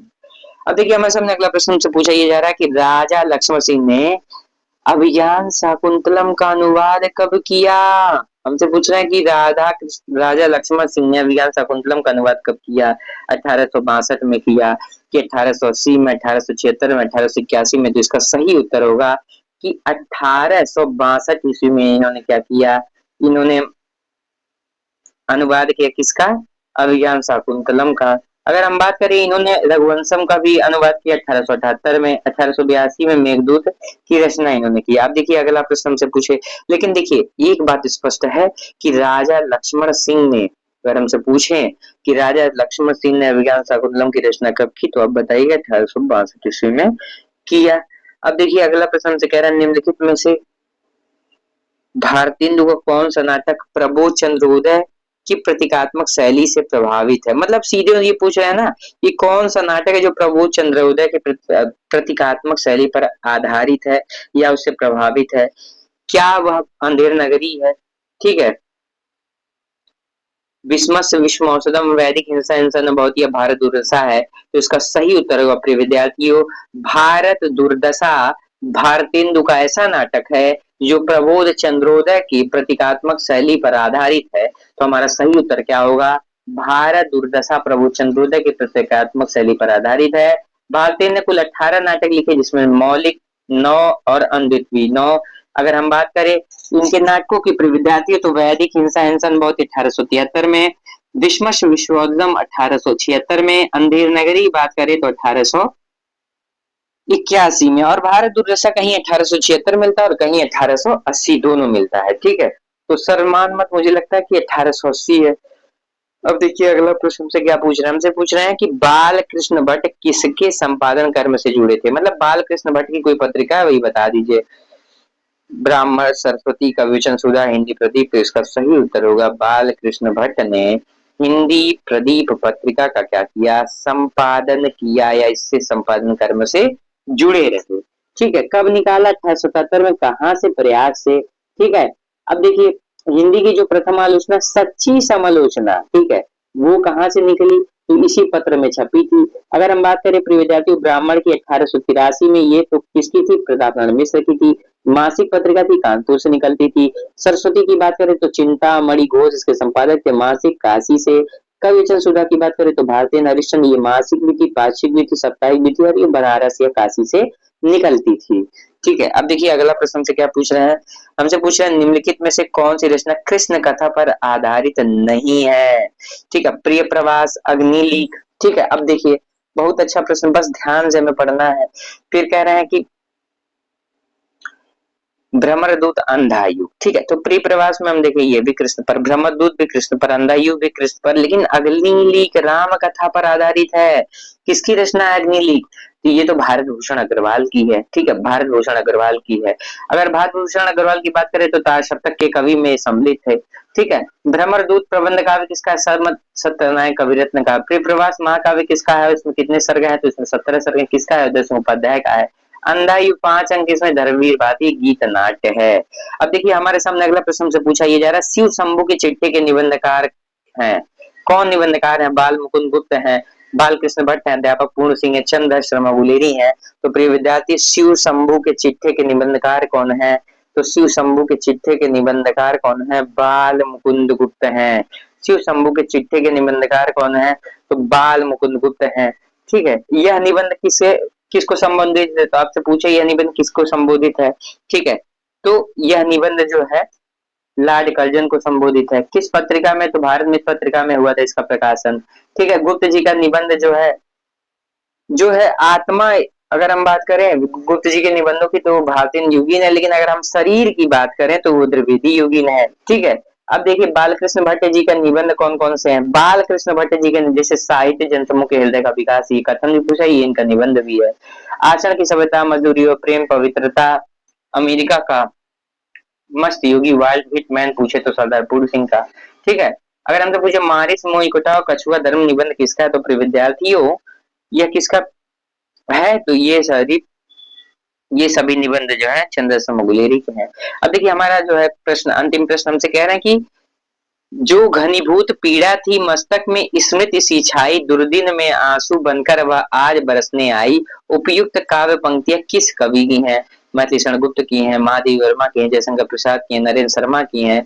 तो प्रिय विद्यार्थी, जो घनीभूत पीड़ा थी मस्तक में स्मृति सी छाई, ठीक है। अब देखिए ये पंक्तियां जो है आंसू से है, तो आंसू किसकी रचना है, तो भाई साहब स्पष्ट हुआ जयशंकर प्रसाद की रचना से है ये, ठीक है। यह पंक्ति है जयशंकर प्रसाद की, आंसू 1925 में इन्हीं की रचना है। विरह प्रधान स्मृति काव्य, इसे हिंदी का मेघदूत भी कहा जाता है। अगर हम बात करें इनकी अन्य प्रमुख रचनाएं, तो अयोध्या का उद्धार अगर आपसे पूछे, कानन कुसुम पूछे, महाराणा का महत्व पूछे, सारी रचनाएं इन्हीं की हैं, ठीक है। अब देखिए मैथिली शरण गुप्त की बहुत फेमस पंक्ति है कि नारी पर नर का कितना अत्याचार है, लगता है विद्रोह मात्र ही अब उसका प्रतिकार है। मैथिली शरण गुप्त की पंक्ति है। नैन में जिसके जलद वह त्रिषित चातक हूँ, महादेवी वर्मा की पंक्ति है। हुए हैं पराए मन हार आए, नरेंद्र शर्मा की पंक्ति है, ठीक है। हमारे सामने 31 नंबर का प्रश्न है, हमसे पूछा ये जा रहा है, धिक आए तुम यो अनाहुत धूत या श्रेष्ठ कुल धर्म धूत, राम के नहीं काम के शूत कहलाए, उपयुक्त काव्य पंक्तियों का संबंध किस काव्य रचना से है। हमसे प्रश्न पूछा जा रहा है कि धिक धाये तुम यो अनाहुत धोद या श्रेष्ठ कुल धर्म दूत, राम के नहीं काम के शूत कहलाए, उपयुक्त काव्य पंक्तियों का संबंध किस काव्य रचना से है। क्या यह साकेत से है, तुलसीदास से है, राम की शक्ति पूजा से है, या संशय की एक से है। तो इसका सही उत्तर होगा कि धिक आए तुम यो अनाहुत धूत या श्रेष्ठ कुल धर्म धूत, राम के नहीं काम के शूत कहलाए। इन काव्य पंक्तियों का संबंध जो है वो तुलसीदास नामक काव्यात्मक रचना से है, ठीक है। महाप्राण निराला की रचना थी तुलसीदास 1938 ईस्वी में, उसी से यह पंक्तियां उद्धृत हैं। अगर हम बात करें तुलसीदास का, तो 101 छंदों में लिखित क्या है, खंड काव्य है, ठीक है, जिसमें कवि तुलसीदास के गृह त्याग एवं तप की घटना का वर्णन है। अगर हम निराला की अन्य कृतियों की बात करें, अच्छा निराला का जन्म की बात करें तो 1899 ईस्वी में हुआ। अन्य कृतियों की बात करें तो अनामिका 1923 में, परिमल 30 में, गीतिका 36 में, ये सब रचनाएं किसकी हैं, निराला की हैं। अब देखिए अगर हमसे पूछे कि मैथिली शरण गुप्त की कोई और पंक्ति बताइए जो महत्वपूर्ण हो, तो आपको बताना होगा साकेत रचना से पंक्ति है कि मानस मंदिर में सती पति की प्रतिमा थाप, जलती सी उस विरह में बनी आरती आप, ठीक है, ये मैथिली शरण गुप्त की है। अगर हम सूर्यकांत त्रिपाठी निराला की बात करें, राम की शक्ति पूजा से, अन्याय जिधर है उधर है शक्ति, कहते छल छल हो गए नैन, कुछ बूंद पुनः ढल के दृगजल, ठीक है। संशय की एक रात से अगर हम बात करें नरेश मेहता की पंक्ति से, ठीक है, तो संशय की एक रात की अगर हम बात करें तो मानव में श्रेष्ठ जो विराजा है उसको ही हाँ जगाना चाहता रहा हूं बंधु, ठीक है। ये संशय की एक रात से पंक्ति है, ठीक है। किसकी रचना संशय की रात, नरेश मेहता की, यह परीक्षा में कई बार प्रश्न बना है, ठीक है। अब देखिए हमारे सामने अगला प्रश्न हमसे कह रहे हैं क्या कि कविता दो शब्दों के बीच की नीरवता में रहती है, काव्य भाषा के संबंध में उपयुक्त मत किसका है, ठीक है। हमसे प्रिय विद्यार्थियों पूछा यह जा रहा है जो कविता होती है ना, दो शब्दों के बीच नीरवता में रहती है, ठीक है। मान लीजिए कविता में दो शब्द हैं, तो वो दो शब्दों के बीच में क्या है, कविता नीरवता में रहती है, काव्य भाषा के संबंध में उपयुक्त मत किसका है, ठीक है। कविता दो शब्दों के बीच की नीरवता में रहती है, काव्य भाषा के संबंध में उपयुक्त मत किसका है? ठीक है, कविता दो शब्दों के बीच की नीरवता में रहती है, काव्य भाषा के संबंध में उपयुक्त मत किसका है? क्या नामवर सिंह का है, राम स्वरूप चतुर्वेदी का है, शमशेर बहादुर सिंह का है या अज्ञेय का है? तो कविता दो शब्दों के बीच नीरवता में रहती है, यह मत अज्ञेय ने दिया। किसने दिया? अज्ञेय ने दिया। ठीक है, अज्ञेय तार सप्तक के संपादक थे, आपको ही पता है, प्रयोगवादी कवि थे और कथाकार भी थे, क्योंकि इन्होंने क्या लिखा? उपन्यास भी लिखा। कह रहे काव्य से संबंधित इनका अन्य मत है, काव्य शब्द सबसे पहले शब्द है और सबसे बाद में भी यही बात बच जाती है कि काव्य शब्द है। ठीक है, अच्छा ये आपसे पूछे कि काव्य सबसे पहले शब्द है और सबसे बाद में भी यही बात बच जाती है कि काव्य शब्द है, यह मत किसका है? तो यह भी मत अज्ञेय जी का है। फिर विद्यार्थियों, अगर हमसे एग्जामिनर यह पूछे कि कविता दो शब्दों के बीच की नीरवता में रहती है, काव्य भाषा के संबंध में उपयुक्त मत किसका है? तो यह भी अज्ञेय जी का। अज्ञेय जी ने मत दिया जो कविता है ना, दो शब्दों के बीच नीरवता में रहती है। ठीक है, दो शब्दों के बीच की नीरवता में रहती है। अब देखिए अगला प्रश्न से क्या पूछा जा रहा है, हमसे कह रहे हैं अनंत देवी प्रसाद के किस नाटक का पात्र है? राजश्री, स्कंदगुप्त, ध्रुव स्वामिनी, विशाख। ठीक है, तो हमें पता है अनंत देवी जो है ना, प्रसाद जी का एक नाटक था स्कंदगुप्त। ठीक है, उस नाटक की पात्र है। ठीक, अगर हम बात करें इस नाटक के पुरुष पात्रों को सद्मार्ग दिखाने का कार्य कौन करती है? स्त्री पात्र करती हैं। ठीक है, मतलब स्त्री जो है ना, पुरुष को सद्मार्ग दिखाने का कार्य करती हैं। स्कंदगुप्त को प्रसाद की सर्वाधिक प्रौढ़ नाट्य कृति माना जाता है। ठीक है, अगर हमसे एग्जामिनर पूछे कि प्रसाद की कोई प्रौढ़ कृति बताइए, तो हमें बताना होगा कि स्कंदगुप्त भी जो है प्रसाद की प्रौढ़ कृतियों में माना जाता है। ठीक है, अच्छा अब इसके आगे क्या है? तो इसके आगे ये है कि स्कंदगुप्त के अगर मुख्य पात्रों की बात करें प्रिय विद्यार्थियों, तो मुख्य पात्र में है पर्णदत्त। परीक्षा में प्रश्न बन चुका है, पर्णदत्त किस नाटक का पात्र है? तो पर्णदत्त भी स्कंदगुप्त का है। चक्रपालित आपसे पूछ ले, बंधु वर्मा पूछ ले, प्रपंच बुद्धि पूछ ले, सर्वनाग पूछ ले, देवकी पात्र पूछ ले, मालिनी पात्र पूछे, देवसेना, ये तो परीक्षा में बन चुका है। अच्छा, देवकी और देवसेना दोनों पात्र किसके हैं? दोनों पात्र स्कंदगुप्त के हैं और देवसेना पात्र प्रश्न बन चुका है। ठीक है, अच्छा सर्वनाग भी बन चुका है। सबको लगता है सर्वनाग जन्मेजय के नागियक का है, तो ध्यान दीजिए गलतियां हो जाती हैं हमसे, तो हम पहले से ही तैयार रहें क्यों ना। अब देखिए हमसे ये कहा जा रहा है कि पर्णदत्त, चक्रपालित, बंधु वर्मा, प्रपंच बुद्धि, सर्वनाग, देवकी, मालिनी, देवसेना, ये सारे पात्र किसके हैं? स्कंदगुप्त के हैं। ठीक, अब देखिए विकल्प में दिए गए अन्य नाटक एवं उनके पात्र निम्नलिखित हैं। ठीक है, अगर हम राजश्री की बात करें 1915 ईस्वी में, तो इसके पात्र हैं हर्षवर्धन, राजवर्धन, पुलकेशिन, ग्रहवर्मा और नरेंद्र गुप्त। ध्रुव स्वामिनी ये महत्वपूर्ण है। चंद्रगुप्त पात्र देखिए इसमें भी है, और जो उनका चंद्रगुप्त नाटक है 1931 में, उसमें भी चंद्रगुप्त पात्र है। रामगुप्त की बात करें, शिखर स्वामी की बात करें, मिहिर देव की बात करें, मंदाकिनी की बात करें, कोमा की बात करें, ये सब पात्र किसके हैं? ठीक है, कोमा परीक्षा के दृष्टिकोण से बहुत महत्वपूर्ण पात्र है। ठीक है, रामगुप्त भी बहुत महत्वपूर्ण है। रामगुप्त, चंद्रगुप्त, शिखर स्वामी, मिहिर देव, मंदाकिनी और कोमा। ठीक है, ये सारे पात्र किसके हैं? ध्रुव स्वामिनी के हैं। ठीक, अब देखिए विशाख जो इनका नाटक था वो उसके, तो सुश्रवा, चंद्रलेखा, महापिंगल, ये सारे पात्र किसके हैं? विशाख के हैं। ठीक है, विशाख जो इनका नाटक था उसके हैं। अब देखिए हमारा सही उत्तर हमें मिल गया कि ये जो है ना स्कंदगुप्त की बात, किसकी? स्कंदगुप्त की, अनंत देवी। अब देखिए अगला प्रश्न हमसे कह रहा है कि निम्नलिखित में से कौन सा खंडकाव्य रामनरेश त्रिपाठी का नहीं है? हमारे संस्कार हम नहीं को तुरंत बाहर करते हैं, और कौन सा नहीं है? देखिए मिलन, पथिक, मानसी, स्वप्न, ये सब तो है, लेकिन हम नहुस की बात करें, नहुस किसकी रचना है? ठीक है, तो नहुस जो रचना है, अगर हम काव्य की बात करें प्रिय विद्यार्थी हो, तो मैथिली शरणगुप्त का है। किस पे है? ये पुराण काव्य है, और किस पे आधारित है? तो पुराण पर आधारित खंड काव्य है। अगर हम बात करें अन्य तीन कृतियां, मिलन की बात करें 1917 में, ये किसका है? तो यह रामनरेश त्रिपाठी का है। पथिक की बात करें 1920 में, यह किसका है? तो रामनरेश त्रिपाठी का। स्वप्न 1929 में रामनरेश त्रिपाठी की है। ठीक है, अब देखिए अगला प्रश्न हमसे क्या पूछा जा रहा है? अगला प्रश्न से पूछा जा रहा है मुन्नी मोबाइल किसका उपन्यास है? ठीक है, हमसे पूछ रहे हैं कि मुन्नी मोबाइल किसका उपन्यास है। ठीक है, तो मुन्नी मोबाइल क्या प्रदीप सौरभ का है, महुआ माझी का है, रीता शुक्ल का है या तुलसी राम का है। प्रिय विद्यार्थियों, मुन्नी मोबाइल किसका है, प्रदीप सौरभ का उपन्यास है। ठीक है, प्रदीप सौरभ थे, ठीक है, उनका उपन्यास क्या है, मुन्नी मोबाइल। ठीक, अच्छा इनके अन्य उपन्यास है, क्योंकि परीक्षा में पूछा जा सकता है अन्य उपन्यास। तीसरी ताली इनकी 2011 में बहुत महत्वपूर्ण, देश भीतर देश इन्हीं का है, और सिर्फ तितली इन्हीं का है। ब्लाइंड स्ट्रीट 2021 में इनका आया एक उपन्यास, ब्लाइंड स्ट्रीट। आइए रिवीजन करते, अगर हमसे पूछे तीसरी ताली, ठीक है, हमसे प्रिय विद्यार्थी पूछे तीसरी ताली किसका है, हाँ तो तुरंत बताइए कि भैया इन्हीं का है। अगर हमसे एग्जामिनर ये पूछे कि और सिर्फ तितली, और सिर्फ तितली, और सिर्फ तितली उपन्यास किसका है, तो प्रिय विद्यार्थियों प्रदीप सौरभ का है। हमसे पूछे देश भीतर देश, हमसे पूछे अगर देश भीतर देश उपन्यास किसका है, तो इन्हीं का है।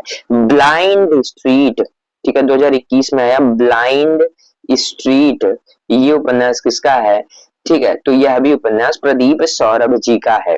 ठीक है, अगर हम महुआ माझी की बात करें प्रिय विद्यार्थी हो, तो महुआ माझी की बहुत चर्चित उपन्यास जो परीक्षा में प्रश्न बन चुका है, मैं बोरी सिल्ला, ठीक है, मरंग घोड़ा नीलकंठ हुआ, ठीक है, ये भी परीक्षा में आ चुका है, मरंग घोड़ा नीलकंठ हुआ, मैं बोरी सिल्ला, ठीक है, ये सब किसके हैं, तो महुआ माझी के हैं। अब देखिए, अच्छा रीता शुक्ल के कौन से हैं, अग्नि पर्व आपसे पूछे, आपसे तर्पण पूछे, कितने जन्म वैदेही पूछे, ये सारे उपन्यास किसके हैं, ये सभी उपन्यास जो हैं वो रीता शुक्ल के हैं, अग्नि पर्व है। ठीक है, मैं बोरी शिल्ला अगर पूछे, मरंग घोड़ा नीलकंठ हुआ, महुआ माझी का है। ठीक है, अब देखिए इस विकल्प में तुलसी राम भी है, तो तुलसी राम के विषय में भी बात कर लिया जाए। तुलसी राम ने वैसे कोई उपन्यास तो नहीं लिखा है, इनकी दो आत्मकथा है, मुर्दहिया जो 2010 में, जो हमारे सिलेबस नेट के सिलेबस में भी लगा हुआ है, ठीक है, नेट के सिलेबस में भी लगा हुआ है, और एक मणिकरिका 2014 में दूसरा भाग, ठीक है, यह भी जो है बहुत महत्वपूर्ण है। मुर्दहिया मणिकरिका किसकी आत्मकथा, दलित आत्मकथा है ये, तो ये आत्मकथा किसकी है, तो ये आत्मकथा जो है तुलसी राम जी की है। अब देखिए अगला प्रश्न हमसे क्या पूछ रहे हैं,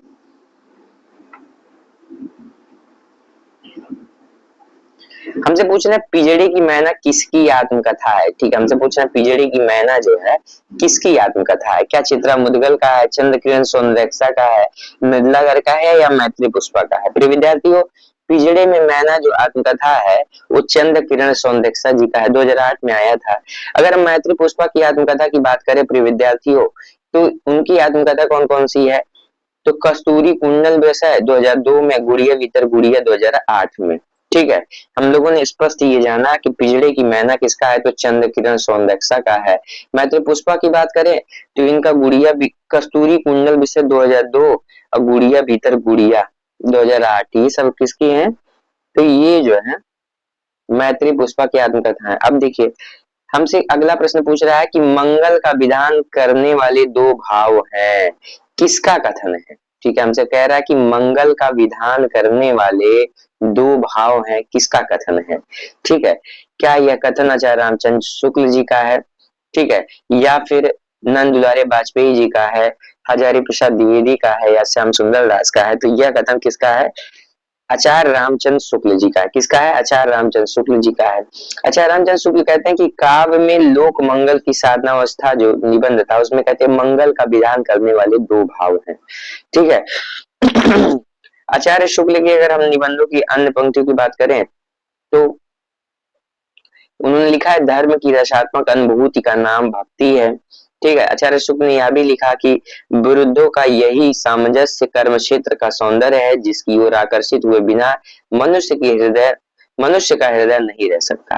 ठीक है, हमको ये जानना है कि मंगल का विधान करने वाले दो भाव हैं, किसका निबंध है। अगर हमसे एग्जामिनर पूछे तो हम स्पष्ट बताएंगे कि यह निबंध जो है किसका है, यह निबंध जो है मंगल का विधान करने वाले दो भाव हैं आचार्य रामचंद्र शुक्ल जी का है। ठीक है, हमें बस इतना मतलब है कि मंगल का विधान करने वाले दो भाव हैं, कथन किसका है, तो आचार्य रामचंद्र शुक्ल का है। अब देखिए, अब हमसे आलोचना से प्रश्न और कथन से प्रश्न पूछ रहा है कि किस पाश्चात्य विद्वान का मत है कि आलोचना का विषय कवि नहीं कविता है। ठीक है, हमसे पूछ रहा है सीधे कि आलोचना का जो विषय है ना वो कवि नहीं बल्कि क्या है, कविता है क्या? ये ड्राइडन का मत है, टीएस इलियट का मत है, या फिर क्रोचे का या लोंजाइनस का? तो ये टीएस इलियट का मत है। ठीक है, टीएस इलियट का मत है, टीएस इलियट का मत है। अब देखिए, अगर हम बात करें ड्राइडन ने क्या कहा कविता के संबंध में, तो कविता रागात्मक और छंदोबद्ध भाषा के माध्यम से प्रकृति का अनुकरण है। ये किसने कहा? ड्राइडन ने कहा। लोंजाइनस ने कहा कि उदात्तता एक महान आत्मा की प्रतिध्वनि है, क्योंकि इन्होंने क्या उदात्तवाद सिद्धांत दिया था ना, औदात्यवाद। अब देखिए क्रोचे, क्रोचे कहते हैं कि कला के वर्गीकरण से संबंधित कृतियों को जला दिया जाए तो कोई हानि नहीं होगी। मतलब क्रोचे कहते हैं कि कला के वर्गीकरण से संबंधित कृतियों को अगर हम जला देते हैं ना तो भी कोई हानि नहीं होगी। फिर विद्यार्थियों, अगर हमसे एग्जामिनर यह पूछे कि आलोचना का विषय कवि नहीं कविता है, ये किसका कथन है? तो टीएस इलियट का है। मतलब समझ, आलोचना का जो विषय है ना वो कवि नहीं है बल्कि उसकी जो कविता है वो होनी चाहिए। ठीक है, अब देखिए हमारा सही उत्तर हुआ कि यह जो मत है वो टीएस इलियट का है। किसका है? टीएस इलियट का है। अब मंगल का विधान करने वाले दो भाव ये कथन आचार्य रामचंद्र शुक्ल का। अब देखिए हमसे अच्छा प्रश्न पूछ रहा है, हमसे कह रहे हैं सत्रोद्रेकाद खंड स्वप्रकाशानंद चिन्मय वेदांतर स्पर्श शून्यो ब्रह्मास्वाद सहोदर लोकोत्तर चमत्कार प्राण कैश्चित प्रमात्र भी श्वाराकार वद भिन्न वे नान्य नाय माय स्वादते रस है। रस की उपयुक्त स्थापना किस आचार्य का है? ठीक है, अब देखिए हमसे पूछ रहे हैं कि ये किस आचार्य का मत है। ठीक है, और रस के संबंध में ये मत है। अब देखिए हमें क्या लगेगा रस के संबंध में है। ठीक है, अब भरत मुनि की तरफ हम लोग रुक कर सकते हैं। ठीक है, लेकिन ध्यान देंगे ये मत किसका है? तो ये आचार्य विश्वनाथ का। आचार्य विश्वनाथ का ग्रंथ है साहित्य दर्पण। ठीक है, किसका?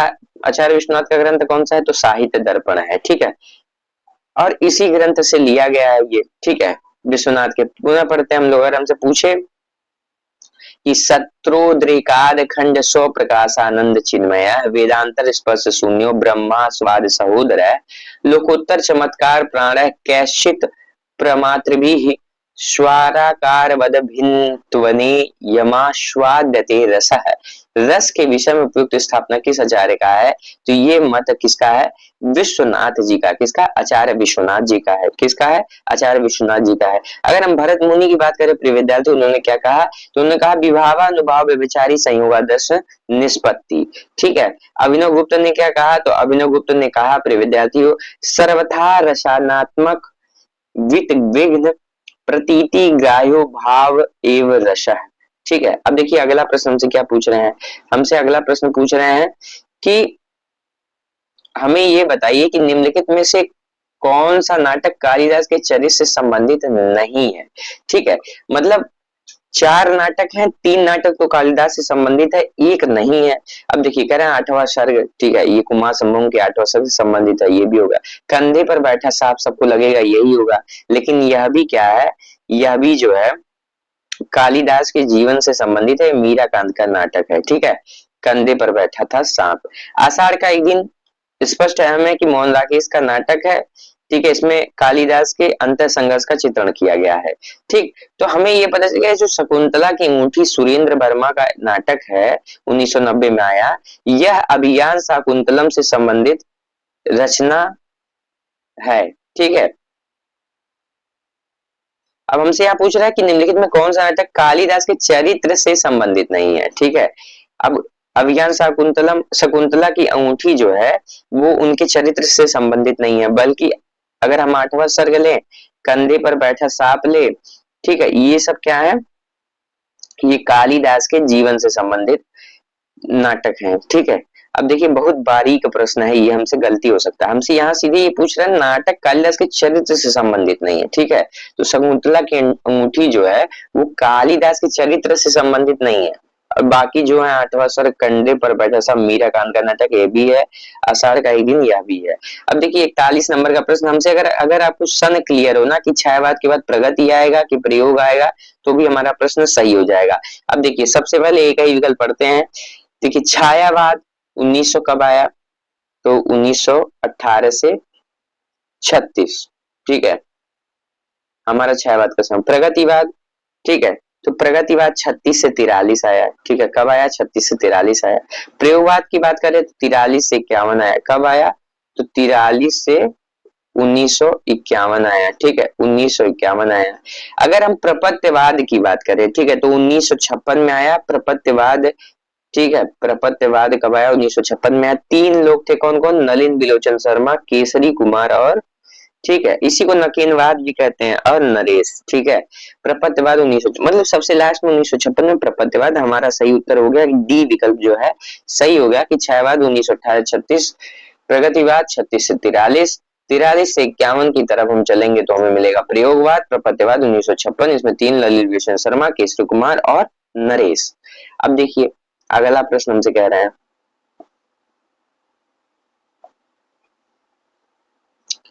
हमसे कह रहा है कि जीवन काल की दृष्टि से निम्नलिखित कवियों का सही अनुक्रम है, ठीक है। हमसे कह रहे हैं जीवन काल की दृष्टि से निम्नलिखित कवियों का सही अनुक्रम है। अब देखिए हमें जो है ना जीवन काल से संबंधित विकल्प को चुनना है, और देखिए बहुत अच्छा प्रश्न है ये।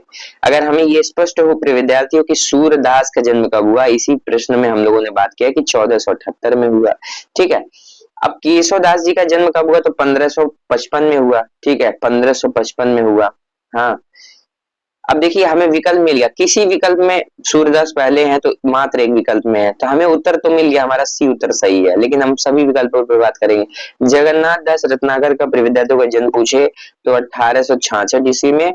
सोहन लाल द्विवेदी जी का अगर जन्म पूछे तो 1906 ईस्वी में, ठीक है। कब? 1906 ईस्वी में। तो हमारा सही उत्तर क्या होगा? विकल्प सी, सूर्यदास केशवदास जगन्नाथ दास रत्नाकर 1866 में जन्म लिए, सोहन लाल द्विवेदी 1906 में जन्म लिए। अब देखिए अगला प्रश्न हमसे क्या कह रहे हैं, और ये प्रश्न तो आज भी रिपीट होता है, ये जो प्रश्न है ना। अब देखिए ये गद्य ग्रंथ है, उनका क्रम लगाने को दे दिया है, ठीक है। गद्य ग्रंथ है और उनका क्रम हमसे पूछ रहा है, ठीक है। अब देखिए प्रश्न को अच्छे से पढ़ते हैं और प्रश्न को यही तैयार करके हम लोग आगे बढ़ेंगे। अब देखिए कह रहे हैं रचना काल की दृष्टि से निम्नलिखित कृतियों का सही अनुक्रम है, ठीक है। रचना काल की दृष्टि से निम्नलिखित कृतियों का अगर हम सही अनुक्रम बात करें तो कौन सा है, ठीक। तो अब देखिए हमसे कह रहा है कि कुवलय माला कथा, ठीक है, उदित सूरी का है। राउरवेल रोडा कवि का है। उक्त व्यक्ति प्रकरण, ठीक है, ये किसका है? ज्योतिषवर ठाकुर का। वर्ण रत्नाकर किसका है? तो ये जो है उक्त व्यक्ति प्रकरण दामोदर शर्मा का है। वर्ण रत्नाकर ज्योतिषवर ठाकुर का है, ठीक है। अब देखिए अगर हमसे पूछे कुवलय माला कथा कब आया, तो ये तो 9वीं सदी में आया, ठीक है। किसका था? उदित सूरी का था। राउरवेल की बात करें प्रिय विद्यार्थी तो 10वीं सदी में। उक्त व्यक्ति प्रकरण की बात करें तो 12वीं सदी में, ठीक है। दामोदर शर्मा का ग्रंथ है और ये व्याकरण ग्रंथ भी था। वर्ण रत्नाकर की बात करें प्रिय विद्यार्थियों तो ये जो ग्रंथ है वर्ण रत्नाकर, यह जो है 14वीं सदी में हम सबके बीच में आया, ठीक है, 14वीं सदी में। अब देखिए 14वीं सदी में, तो इसका सही उत्तर क्या हो गया? तो पहले तो कुबला माला कथा हो गया, फिर राउरवेल 10वीं उक्त व्यक्ति प्रकरण हो गया, वर्ण रत्नाकर हो गया। तो हमारा पहला विकल्प जो है वह सही हो गया। पहला विकल्प क्या हो गया? सही हो गया, ठीक है। अब देखिए अगला प्रश्न हमसे क्या कह रहे हैं, 44वें नंबर का प्रश्न हमसे कह रहा है कि रचना काल की दृष्टि से निम्नलिखित कृतियों का सही अनुक्रम बताइए, ठीक है। मतलब अब इन रचना काल की दृष्टि से सही अनुक्रम, अब देखिए साकेत 1931, प्रेमप्रवास 1914, ठीक है। तुलसीदास अभी आया था 1938, हम लोगों ने चर्चा किया था। अब देखिए एक इसमें डिफरेंट है, कृष्णायन, ठीक है।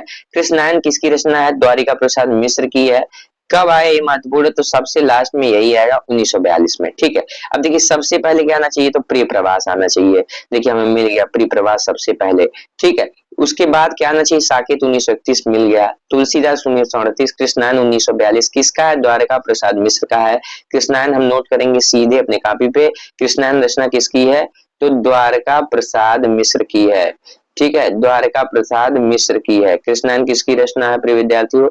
तो कृष्णायन द्वारका प्रसाद मिश्र की है, ठीक है। कृष्णायन किसकी रचना है? द्वारका प्रसाद मिश्र की है। अब एक बात स्पष्ट हो गई, अगर हम परिप्रवास की बात करें प्रिय तो हरिऔध जी की रचना है। साकेत की बात करें मैथिली चंद्रगुप्त की रचना है। तुलसीदास की बात करें तो निराला जी की है। द्वारका प्रसाद मिश्र की कृष्णायन 1942 में है, ठीक। अब देखिए अगला प्रश्न हमसे 45 नंबर का प्रश्न क्या पूछ रहे हैं, हमसे कह रहे हैं कि रचना काल के आधार पर दिनकर की निम्नलिखित, मतलब दिनकर की निम्नलिखित कृतियों का सही अनुक्रम। देखिए अगर महत्वपूर्ण लेखक हैं, ठीक है, दिनकर, तो उनके भी रचनाओं का जो है क्रम हमसे पूछ लिया है, ठीक है। अब देखिए हमारे सिलेबस में एक संस्कृत के 4 अध्याय लगा हुआ है, ठीक है। हम जब 10 इकाई 10 देखते हैं अपने नेट के सिलेबस का, तो हमें मिलता है कि संस्कृत के 4 अध्याय उसमें लगा हुआ है, ठीक है। 1956 में ये रचना हुई थी, ठीक है। और यहाँ से प्रश्न बनते ही बनते हैं नेट की परीक्षा में, ठीक है। तो थोड़ा बहुत हम लोग इस पर विचार कर लेंगे। अगर इस बात करें क्या इस पे साहित्य अकादमी मिला, तो हाँ साहित्य अकादमी भी मिला है 1959 में, ठीक है। अगर हम बात करें प्रिय विद्यार्थियों, तो इसको 4 भागों में बांटा गया। पहला जो लेसन था इसमें, जैसे 4 अध्याय कह दिए ना, 4 अध्याय में भारतीय जनता की रचना और हिंदू संस्कृत का आविर्भाव सबसे पहले, फिर दूसरे में है प्राचीन हिंदुत्व से विद्रोह, तीसरे अध्याय में है हिंदू संस्कृति और इस्लाम, चौथे अध्याय में भारतीय संस्कृति और यूरोप, ठीक है। ये सारी चीजें चर्चा की गई हैं। अब ध्यान दीजिए, हमसे यहाँ ये सब नहीं पूछ रहा, हमसे पूछ रहा कि क्रम बता दीजिए हमको, ठीक है। दिनकर की डायरी, वट पीपल, संस्कृत के 4 अध्याय और मिट्टी की ओर, ठीक है। अब देखिए ये अलग अलग विधाओं से संबंधित रचना है और उनका क्रम पूछ रहा है। अब देखिए सबसे पहले देखिए मिट्टी की ओर 1946 में, ठीक है। सबसे पहले अगर हम बात करें मिट्टी की ओर 1946 में, किसी विकल्प में है तो एक विकल्प में है, ठीक है, 1946 में। अब देखिए ये संस्कृत के 4 अध्याय हम लोगों ने शुरू में ही चर्चा कर लिया, 1956 में है ये। साहित्य अकादमी 1959 में। वट पीपल किसका है, तो ये जो है 1961 में है। वट पीपल जो है 1961 में। दिनकर की डायरी की बात करें तो सबसे लास्ट में है, 1973 में है, ठीक है, 1973 में है। अब मैं इसको मिटा रहा हूं, आप हमें बताएंगे इसका सही उत्तर क्या है, ठीक है। अब मैं बोलूंगा उससे पहले आपको उत्तर आ जाना चाहिए। 1946 एकदम सही, 1956 एकदम सही। वट पीपल अगर हमसे पूछे, ठीक है, तो 1900, हाँ एकदम सही, 1961। दिनकर की डायरी अगर पूछे तो 1900, हाँ 73 एकदम सही, ठीक है। आप लोगों ने एकदम सही बताया। मिट्टी की ओर संस्कृत के 4 अध्याय, वट पीपल, दिनकर की डायरी, ये सारी रचनाएं किसकी, तो दिनकर जी से संबंधित है। और ये जो है 1946 में लिखी गई मिट्टी की ओर संस्कृत के 4 अध्याय। अगर हम बात करें प्रिय विद्यार्थियों तो 1956 में। वट पीपल पूछा जाए तो 1961 में। दिनकर की डायरी अगर पूछा जाए तो 1973 में। अब देखिए हमारे सामने अगला प्रश्न हमसे क्या कह रहे हैं, रचना काल की दृष्टि से निम्नलिखित उपन्यासों का सही अनुक्रम बताइए। रचना काल की दृष्टि से जो उपन्यास यहाँ दिए जा रहे हैं उनका सही अनुक्रम आप बता दीजिए, ठीक है। अब देखिए चित्रलेखा, विराटा की पद्मिनी, बूंद और समुद्र, सुहाग के निपुर, ठीक है, नुपुर।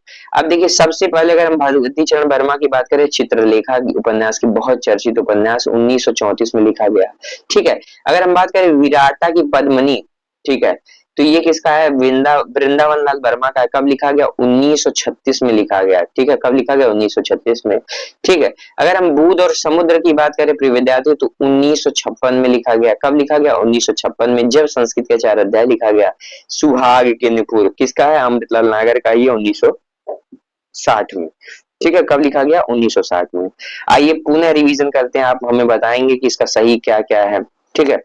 इसका सन क्या क्या है आप मुझे सही सही बताएंगे। अब देखिए चित्रलेखा कब है, तो 1900, हाँ 34 एकदम सही। विराटा की पद्मिनी 1900, हाँ एकदम सही, 36 में है, ठीक है। बूंद और समुद्र पूछे तो 1900, हाँ 56 में एकदम सही। सुहाग की नुपुर अगर पूछे प्रिय विद्यार्थी हो, ठीक है, तो 1960 ईस्वी में है। किसका है, अमृतलाल नागर का है, ठीक है, 1960 में है। चित्रलेखा भगवती चरण वर्मा का है। विराटा की पद्मिनी अगर हम बात करें तो 1936 में। किसका है, वृंदावन लाल वर्मा का है। अब देखिए अब फिर हमसे कह रहे रचना काल की दृष्टि से प्रेमचंद के उपन्यासों का सही क्रम। और ये प्रश्न आज भी बनते हैं परीक्षाओं में, प्रतियोगी परीक्षाओं में आज भी ये प्रश्न बनते हैं कि रचना काल की दृष्टि से प्रेमचंद जी के उपन्यासों का सही अनुक्रम आपको बताना है। एक विकल्प पकड़ लीजिए और उसको तोड़ दीजिए।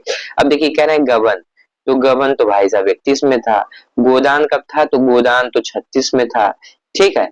अब देखिए रंगभूमि कब था, तो रंगभूमि आपका कब था, 25 में था, ठीक है, 25 में था, 25 में था एकदम सही है। अब देखिए रंगभूमि हो गया, गबन सेवा सदन कब था? तो 1918 में था। ठीक है, सेवा सदन कब था? 1918 में था। अब पुनः हम लोग विकल्प में खोजते हैं। देखिए अब सबसे पहले क्या होगा, सेवा सदन होगा 18 में, एक ही विकल्प में है। ठीक, फिर क्या होगा, 25 में रंगभूमि, गबन 31 में, गोदान 36 में। ठीक है, अब इस प्रश्न को हम लोग पुनः रिवीजन करते हैं और आप हमें बताएंगे इसका सही उत्तर क्या होगा। ठीक है, क्योंकि ये सारे प्रश्न पुनः बन सकते हैं। अब देखिए 1918 में, ठीक है एकदम सही, 1925 में एकदम सही, गबन 1931 में, ठीक है, गोदान गोदान 1936 में। ठीक है, गोदान 36 में। अगर हम बात करें प्रिय विद्यार्थियों इसकी विषय वस्तु क्या है, ठीक है, विषय वस्तु क्या है, तो सेवा सदन किस पे आधारित है? तो वेश्यावृत्ति की समस्या पर आधारित है। रंगभूमि सामंतवाद, औद्योगिक पूंजीवाद और उत्पीड़ित जनता का चित्रण हुआ है। गबन की बात करें इस स्त्री की आभूषण प्रियता की त्रासदी का नाटकीय चित्रण है। गोदान की बात करें तो ग्रामीण जीवन के हृदय विदारक चित्रण के साथ शहरी जीवन की झलकियां हैं। ठीक है, ग्रामीण जीवन के साथ साथ शहरी जीवन की झलकियां हैं। अब देखिए अगला प्रश्न हमारा,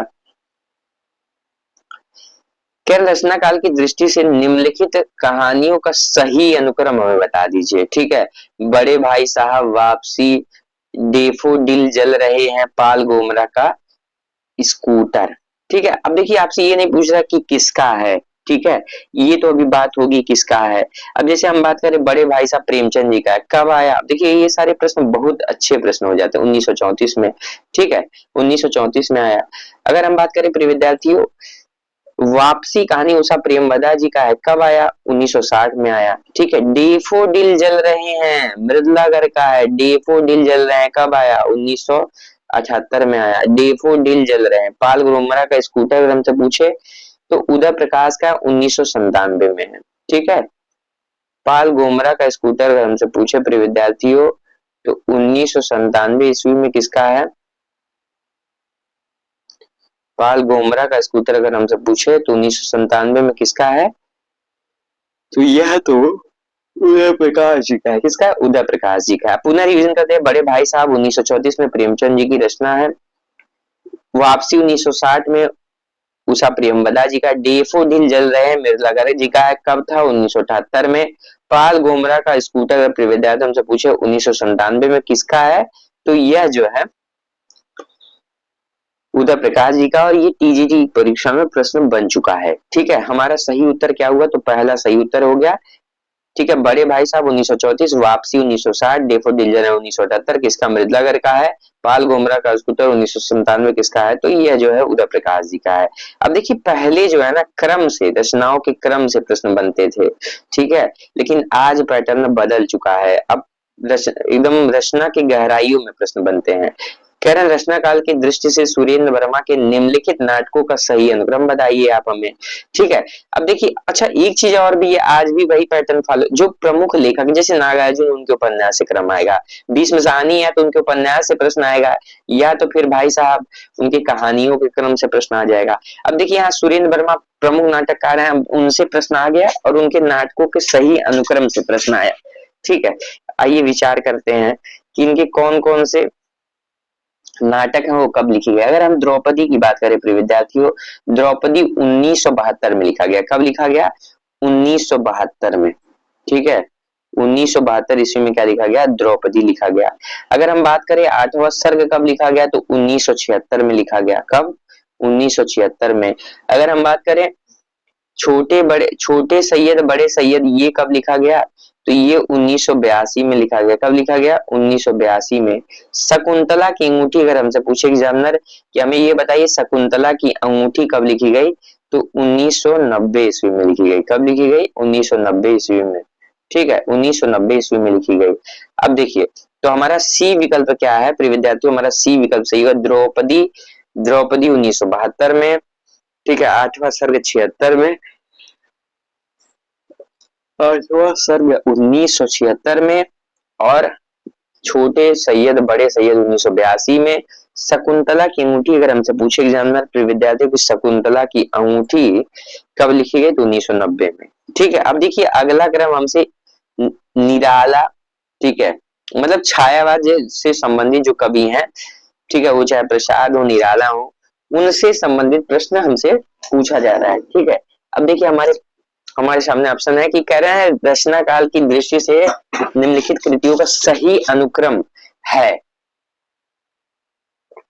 अब सही अनुक्रम हम लोगों को बताना है। कह रहे हैं कुकुरमुत्ता, ठीक है। तो सबसे पहले जाना कुकुरमुत्ता निराला की रचना है, ठीक है। किसकी रचना है? निराला की रचना है। कब आई? तो 1942 में है, ठीक है। पहले विकल्प से विचार करते हैं, 1942 में। दीपशिखा बात करें, क्या महादेवी वर्मा जी का है? जी हाँ, महादेवी वर्मा जी का। कब आया? 1942 में, ठीक है। पल्लव 1928 में, क्षयवत का घोषणा पत्र भी इसे कहते हैं। किसकी रचना है? पंत जी की है, ठीक है। अब देखिए, अगर हमसे पूछे कामायनी, तो 1935 में इसका मिलता है, ठीक है। तो हमें पहले विकल्प में खोजना है पल्लव। सबसे पहले 1928 में पल्लव है, ठीक है। तो हमें पल्लव मिल गया। कामायनी अगर हम बात करें 1935 में, दीपशिखा 1942 में, कुकुरमुत्ता भी 1942 में, ठीक है। अब हम लोग क्या करेंगे? क्षमा चाहते हैं। अब हम लोग करेंगे ये कि इन दोनों, ठीक है, इन लोगों को मिटा के और फिर से याद करने का प्रयास करेंगे, क्या हमें याद हुआ? अब देखिए, अब देखिए अगला प्रश्न, यही प्रश्न देखिए। कह रहे हैं पल्लव कब है बताइए? तो 1928 में, एकदम सही। कामायनी कब है? 1935 में, एकदम सही। दीपशिखा कब है प्रिय विद्यार्थियों? दीपशिखा 1942 में, एकदम सही। कुकुरमुत्ता कब है? तो 1942 में, एकदम सही। आप लोगों ने एकदम सही बताया, ठीक है। अब देखिए अगला प्रश्न हमारा 51 नंबर का प्रश्न हमसे पूछा क्या जा रहा है प्रिय विद्यार्थियों? हमसे कह रहे हैं ना कि हमें ये बताइए कि जो आज्ञेय जी की रचना है उनका क्रम बताइए। अब देखिए क्रम वाले प्रश्न मतलब 30-40 प्रश्न पहले पूछे जाते थे 2012 तक। अब क्या है? अब ये सिमट कर 3 से 4, 5 से 6 हो गए हैं, ठीक है। अब देखिए, रचना काल के आधार पर आज्ञेय की निम्नलिखित रचनाओं का सही अनुक्रम है। लेकिन नौकरी की परीक्षाओं की दृष्टिकोण से ये सभी प्रश्न ना, ये समझिए कि मतलब एकदम ऐसे हूबहू आपकी परीक्षा में पूछे जा सकते हैं। अब देखिए, कह रहे हैं अज्ञेय की रचनाओं का सही अनुक्रम हमें बता दीजिए, ठीक है। अज्ञेय की रचनाओं का सही अनुक्रम हमें बताइए। आंगन के पार द्वार, हरी घास पर क्षण भर, भग्नदूत, बावरा, अहेरी, ठीक है। तो हम लोग क्या करते हैं? हम लोग एक विकल्प को पकड़ते हैं और समझने का प्रयास करते हैं कब है। तो इसकी बात करें, अगर आंगन के पार द्वार 1961 में है, ठीक है। अगर हम बात करें फिर हरी घास पर क्षण भर कब है? तो 1949 में है, ठीक है। अब देखिए भग्नदूत अगर हमसे पूछे भग्नदूत कब है, तो ये तो 1933 में सबसे पहले है, 1933 में। बावरा अहेरी पूछे प्रिय विद्यार्थियों, तो 1954 में है, ठीक है। तो हमें सबसे पहले क्या खोजना? भग्नदूत, जो विकल्प बी में है, ठीक है, विकल्प बी में है। अब पुनः रिवीजन करते हैं, फिर मैं आपसे एक बार पूछूंगा। कह रहे हैं आंगन के पार द्वार 1961 में, सही है। हरी घास पर क्षण भर 1949 में है, ठीक है। भग्नदूत 1933 में, बावरा 1954 में। अब चलिए आप लोग हमें बताएंगे, और विकल्प बी, विकल्प जो बी है वो तो सही है, ऑप्शन बी। अब आप हमें बताएंगे कब कब है, ये बताइए। 1900 कितने में? 33 में, एकदम सही। हरी घास पर क्षण भर 1949 में, एकदम सही है, ठीक है। अगर हमसे पूछे बावरा अहेरी कब है, तो बावरा अहेरी कब है? बावरा अहेरी 1954 में है। आंगन के पार द्वार सबसे लास्ट में 1961 ईस्वी में। कब? 1961 ईस्वी में, एकदम सही है। अब देखिए अगले प्रश्न पर हम लोग आते हैं, ठीक है। अगले प्रश्न पर आते हैं, हमसे क्या पूछा जा रहा है? हमसे कह रहा है कि जीवन काल की दृष्टि से निम्नलिखित रचनाकारों का जो है सही अनुक्रम है। जीवन काल की दृष्टि से मतलब कौन जन्म पहले लिया, उसके बाद कौन दिया, उसके बाद कौन दिया, ये बताना है। तो चलिए एक विकल्प पे पकड़ते हैं और बात करते हैं हम लोग। कह रहे हैं अगर देखिए श्रीधर पाठक पूछे तो इनका जन्म 1800 कब हुआ? 59 में हुआ, ठीक है। एक बात स्पष्ट होगी कि श्रीधर पाठक सबसे पहले हैं, ठीक है। अगर हम बात करें मैथिली शरण गुप्त के, तो इनका जन्म 1886, चिरगांव झांसी। इनका जन्म बड़ा आसान है याद करना, एक बार पूछा चिरगांव झांसी किसका जन्म स्थान है, तो 1886 चिरगांव झांसी। दिनकर जी के जन्म की बात करें तो 1908 में हुआ, ठीक है, 1908 में हुआ, ठीक है। अगर हम बात करें प्रिय विद्यार्थियों अज्ञेय जी का, तो ये 1911 में इनका जन्म हुआ। मुक्तिबोध जी का 17 में हुआ, इनका 1911 में हुआ। तो हमारा पहला विकल्प सही हो रहा है, ठीक है। आप पुनः बताएंगे, आप मुझे पुनः बताएंगे कि किसका जन्म कब हुआ, ठीक है। मैं मिटाता हूं, आप मुझे पुनः बताएंगे। अब देखिए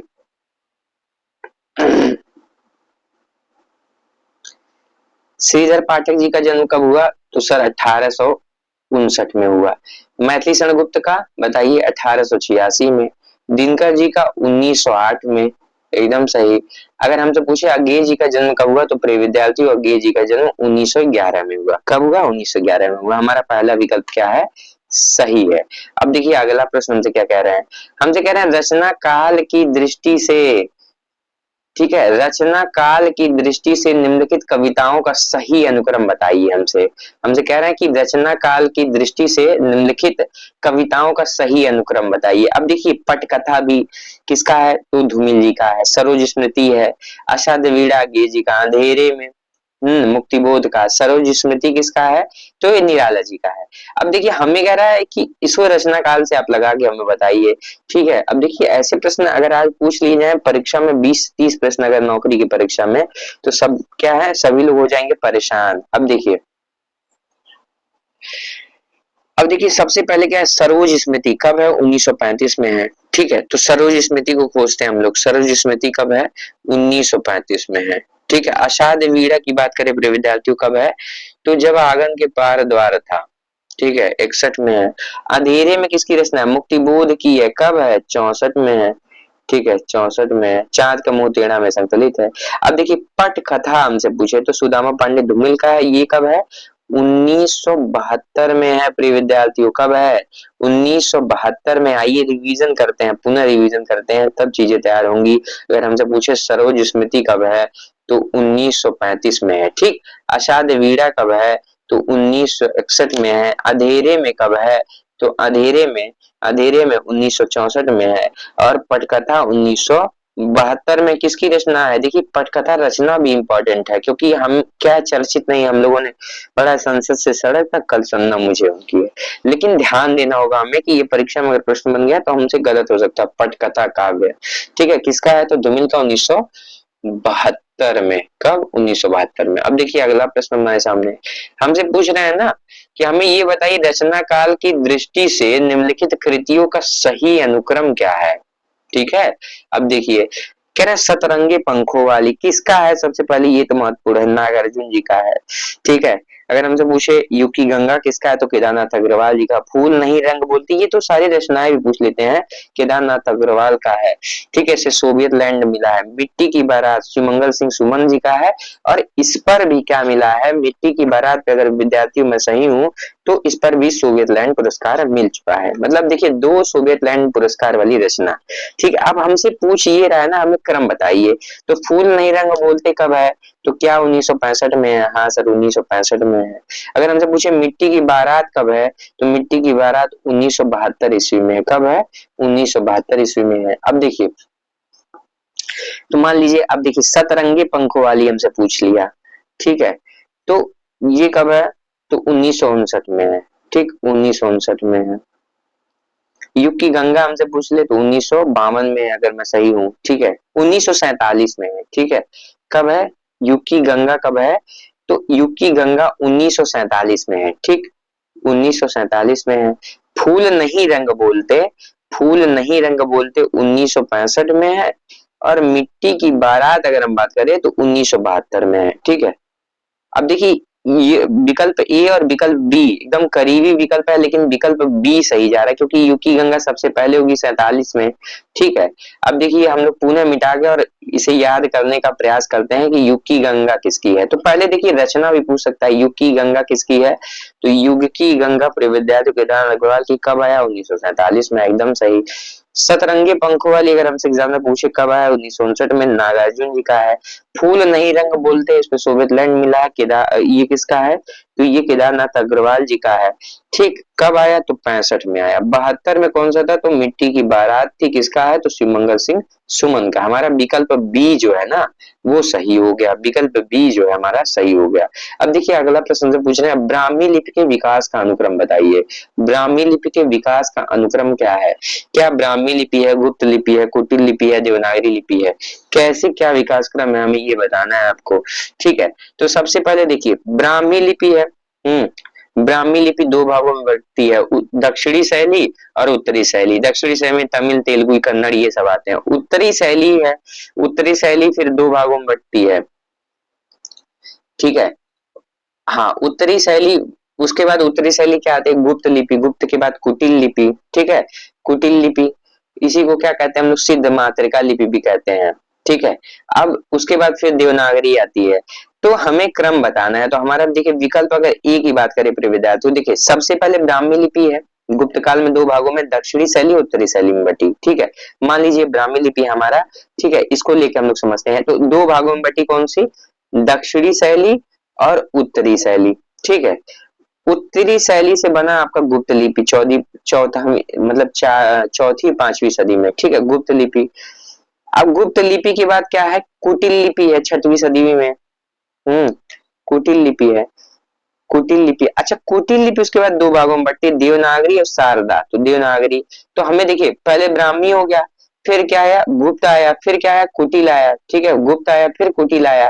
तो हमारे विकल्प में ए, फिर अंतिम में देवनागरी है। तो हमारा विकल्प ए सही है, ठीक है, विकल्प ए सही है। अब देखिए बिंब से प्रश्न, पाश्चात्य काव्य शास्त्र। अब देखिए हमसे क्या कह रहा है, हमसे इस विकल्प में कह रहा है कि एजर्शन और रीजन, और हमें सही उत्तर बताना है। एजर्सन और रीजन का प्रश्न है और हमें सही उत्तर बताना है अपने विद्यार्थियों, ठीक है। कह रहे हैं कि विकल्प में ए में बिंब में अर्थ की संभाव्यता निहित होती है, ठीक है, हमसे कह रहे हैं बिंब में अर्थ की संभाव्यता निहित होती है। चलिए ठीक है, कुछ सही लग रहा है, क्योंकि अर्थ हमेशा निश्चित होता है, सही बात है। बिंब में क्या है, अर्थ की संभाव्यता निहित होती है, हाँ, क्योंकि अर्थ हमेशा निश्चित होता है। तो इस पे थोड़ा डाउट है, अर्थ हमेशा कैसे निश्चित होगा, अर्थ तो बदलता रहेगा। तो विकल्प ए सही है और आर गलत है, ठीक है। बिंब में अर्थ की संभाव्यता निहित होती है, ठीक है, विकल्प ये सही है, क्योंकि बिंब का जो अर्थ ग्रहण होता है ना, वो इंद्रियों के माध्यम से होता है। तो हर बार बिंब के माध्यम से अर्थ संप्रेषण होता है। लेकिन जो तर्क आर दे रहा है वो गलत है, कि क्योंकि अर्थ हमेशा निश्चित होता है, नहीं, ऐसा नहीं है कि अर्थ हमेशा निश्चित होता है। साहित्य में अर्थ को लेकर कई प्रकार से खोला जा सकता है, विभिन्न दृष्टिकोण में अर्थ अलग अलग हो सकते हैं। तो हमारा विकल्प क्या है, बी जो है गलत है, ठीक है, और विकल्प ए सही है। अगला प्रश्न पर हम लोग आते हैं। हमसे कह रहे हैं जिस प्रकार आत्मा की मुक्तावस्था ज्ञान दशा कहलाती है। अच्छा, आत्मा मुक्त हुआ, ज्ञान दशा, ठीक है। अब देखिए शुक्ल के काव्य लक्षण से प्रश्न है, उसी प्रकार हृदय की मुक्तावस्था रस दशा कहलाती है, ठीक है। स्थापना एजर्सन की बात करें प्रिय विद्यार्थी तो एकदम सही है। अब देखिए फिर कह रहे हैं क्योंकि कविता में गभीर लोक सामान्य की भूमि पर पहुंच जाता है। सही बात है, कविता में जो कवि हृदय है लोक सामान्य की भावभूमि पर पहुंच जाता है। ये तो दोनों कथन सही हो गया। तो किस विकल्प में दोनों सही है, तो पहले विकल्प में ए और आर दोनों सही है, ठीक है। अच्छा, 21 निबंध से है इनके, ठीक है, कमेंट करके आप बताएंगे, अगर नहीं बताएंगे तो उसे पहले मैं ही बता दूं कविता क्या निबंध से लिया गया है। और प्रिय विद्यार्थियों, इनका बड़ा स्पष्ट कथन है और परीक्षाओं में कई बार प्रश्न बन आता है कि जिस प्रकार आत्मा की मुक्तावस्था ज्ञान दशा कहलाती है, उसी प्रकार हृदय की मुक्तावस्था रस दशा कहलाती है। हृदय की इसी मुक्ति की साधना के लिए मनुष्य की वाणी जो शब्द विधान करती आई है, उसे कविता कहते हैं, ठीक है। इस साधना को हम भाव योग कहते हैं और कर्म योग और ज्ञान योग का समकक्ष मानते हैं। कविता ही मनुष्य के हृदय को स्वार्थ संबंधों के संकुचित मंडल से ऊपर उठाकर लोक सामान्य भावभूमि पर ले जाती है। माने अगर हम बात करें तो तर्क भी सही है, ठीक है, और स्थापना भी सही है। तो हमारा इसमें क्या हो जाएगा, दोनों सही हो जाएगा। अब देखिए 58 नंबर का प्रश्न से कह रहे हैं प्रेमचंद यथार्थवाद से आदर्शवाद को श्रेष्ठ समझते थे। गलत, ठीक है। कह रहे हैं कि अब देखिए पुनः एक बार प्रश्न पढ़ते हैं। कह रहे हैं प्रेमचंद्र जो थे ना, वो यथार्थवाद से आदर्शवाद को श्रेष्ठ समझते थे, ठीक है। अच्छा ठीक है, विचार करते हैं, अभी गलत तो नहीं है ये। कह रहे हैं क्योंकि आदर्शवाद उनकी दृष्टि से संपूर्ण जीवन दृष्टि है, ठीक है। अब देखिए कह रहे हैं प्रेमचंद यथार्थवाद से आदर्शवाद को श्रेष्ठ समझते थे, ठीक है, क्योंकि अब देखिए शुरू में प्रेमचंद ने क्या आदर्शवाद पर आधारित लिखा, ठीक है। अगर हम शुरुआती रचनाओं की बात करें, और गांधीवाद का उन पे प्रभाव था ये भी स्पष्ट है, ठीक है। हालांकि जब हम अंतिम में जाते हैं, अंतिम समय का उनका जो साहित्य है वो विशुद्ध रूप से यथार्थवादी है, ठीक है। लेकिन यथार्थवाद से आदर्शवाद को श्रेष्ठ मान नहीं, आदर्शवाद, ठीक है, जो है उसको ज्यादा श्रेष्ठ समझते थे, क्योंकि इसीलिए सबसे पहले उसी में रचना है। अब देखिए क्योंकि आदर्शवाद उनकी दृष्टि में संपूर्ण जीवन दृष्टि है, नहीं ये तो गलत है। अगर सब कुछ संपूर्ण जीवन दृष्टि होती तो क्यों वो यथार्थ की तरफ चलते, ठीक है। तो ए सही है, आर गलत है, ठीक है, ए सही है, आर गलत है। अब देखिए अगला प्रश्न हमसे कह रहे हैं कि स्थापना एजर्सन ए कला मात्र के लिए वही साहित्य हो सकता है जो विचार शून्य हो। ठीक है, कला मात्र के लिए वही साहित्य हो सकता है जो विचार शून्य हो, क्योंकि कला विचारों से पलायन है। तो इसमें कौन सा सही है? अब देखिए, कह रहे हैं कला मात्र के लिए वही साहित्य हो सकता है जो विचार शून्य हो। हाँ, तो ये तो एकदम गलत है कि कला मात्र के लिए वही साहित्य हो सकता है जो विचार शून्य हो। नहीं, विचार तो होना चाहिए ना। अब देखिए, क्योंकि कला विचारों से पलायन है, जो तर्क दे रहे हैं आर, उसमें क्या सही है? अब देखिए, कला विचारों से पलायन कहाँ है? ठीक है, गलत है, ये भी गलत है, दोनों गलत हो गया, तो विकल्प बी सही हो गया। अच्छा, इसकी व्याख्या पे बात करते हैं प्रिय विद्यार्थियों। कह रहे हैं कला मात्र के लिए वही साहित्य हो सकता है जो विचार शून्य हो। ठीक है, यदि कलावादी दृष्टि की बात करें की जाए तो विचार शून्यता की संभावना ही नहीं है। ठीक है, कैसे विचार शून्य होगा कला में? क्योंकि कला कला के लिए भी एक विचार ही है। ठीक है, अब देखिए, हमसे कह रहा है कि अगर कोई साहित्य कला कला के विचार से लिखा जाएगा तब भी उसमें वैचारिकता का पक्ष जो है स्पष्ट रहेगा। वह उसी वैचारिक पृष्ठभूमि को आधार बनाकर साहित्य का सृजन करेगा। ठीक है, अगर हम तर्क आर की बात करें कि क्योंकि कला विचारों से पलायन है, तो यह भी गलत है, क्योंकि कला विचारों से पलायन नहीं है, बल्कि विचारों के माध्यम से ही किसी कला की सर्जना होती है। बिना विचार के कैसे कला हो सकता है, उसकी सर्जना हो सकती है? ऐसे में यदि विचारों से पलायन हो जाएगा तो कला का निर्माण ही नहीं हो सकता। तो हम देखें तो दोनों गलत है, तर्क ए भी गलत है, ठीक है, एजर्शन भी गलत है, और जो उसका रीजन है आर, वो भी गलत है। ठीक है, अब देखिए अगला प्रश्न 60 नंबर का प्रश्न है। अब देखिए, नामवर सिंह की जो है काव्य लक्षण से प्रश्न है, नामवर सिंह के मत से प्रश्न है, कहानी के संदर्भ में जो उन्होंने कहा। कह रहे हैं कि स्थापना ये दे रहे हैं, कहानी छोटे मुंह बड़ी बात करता है।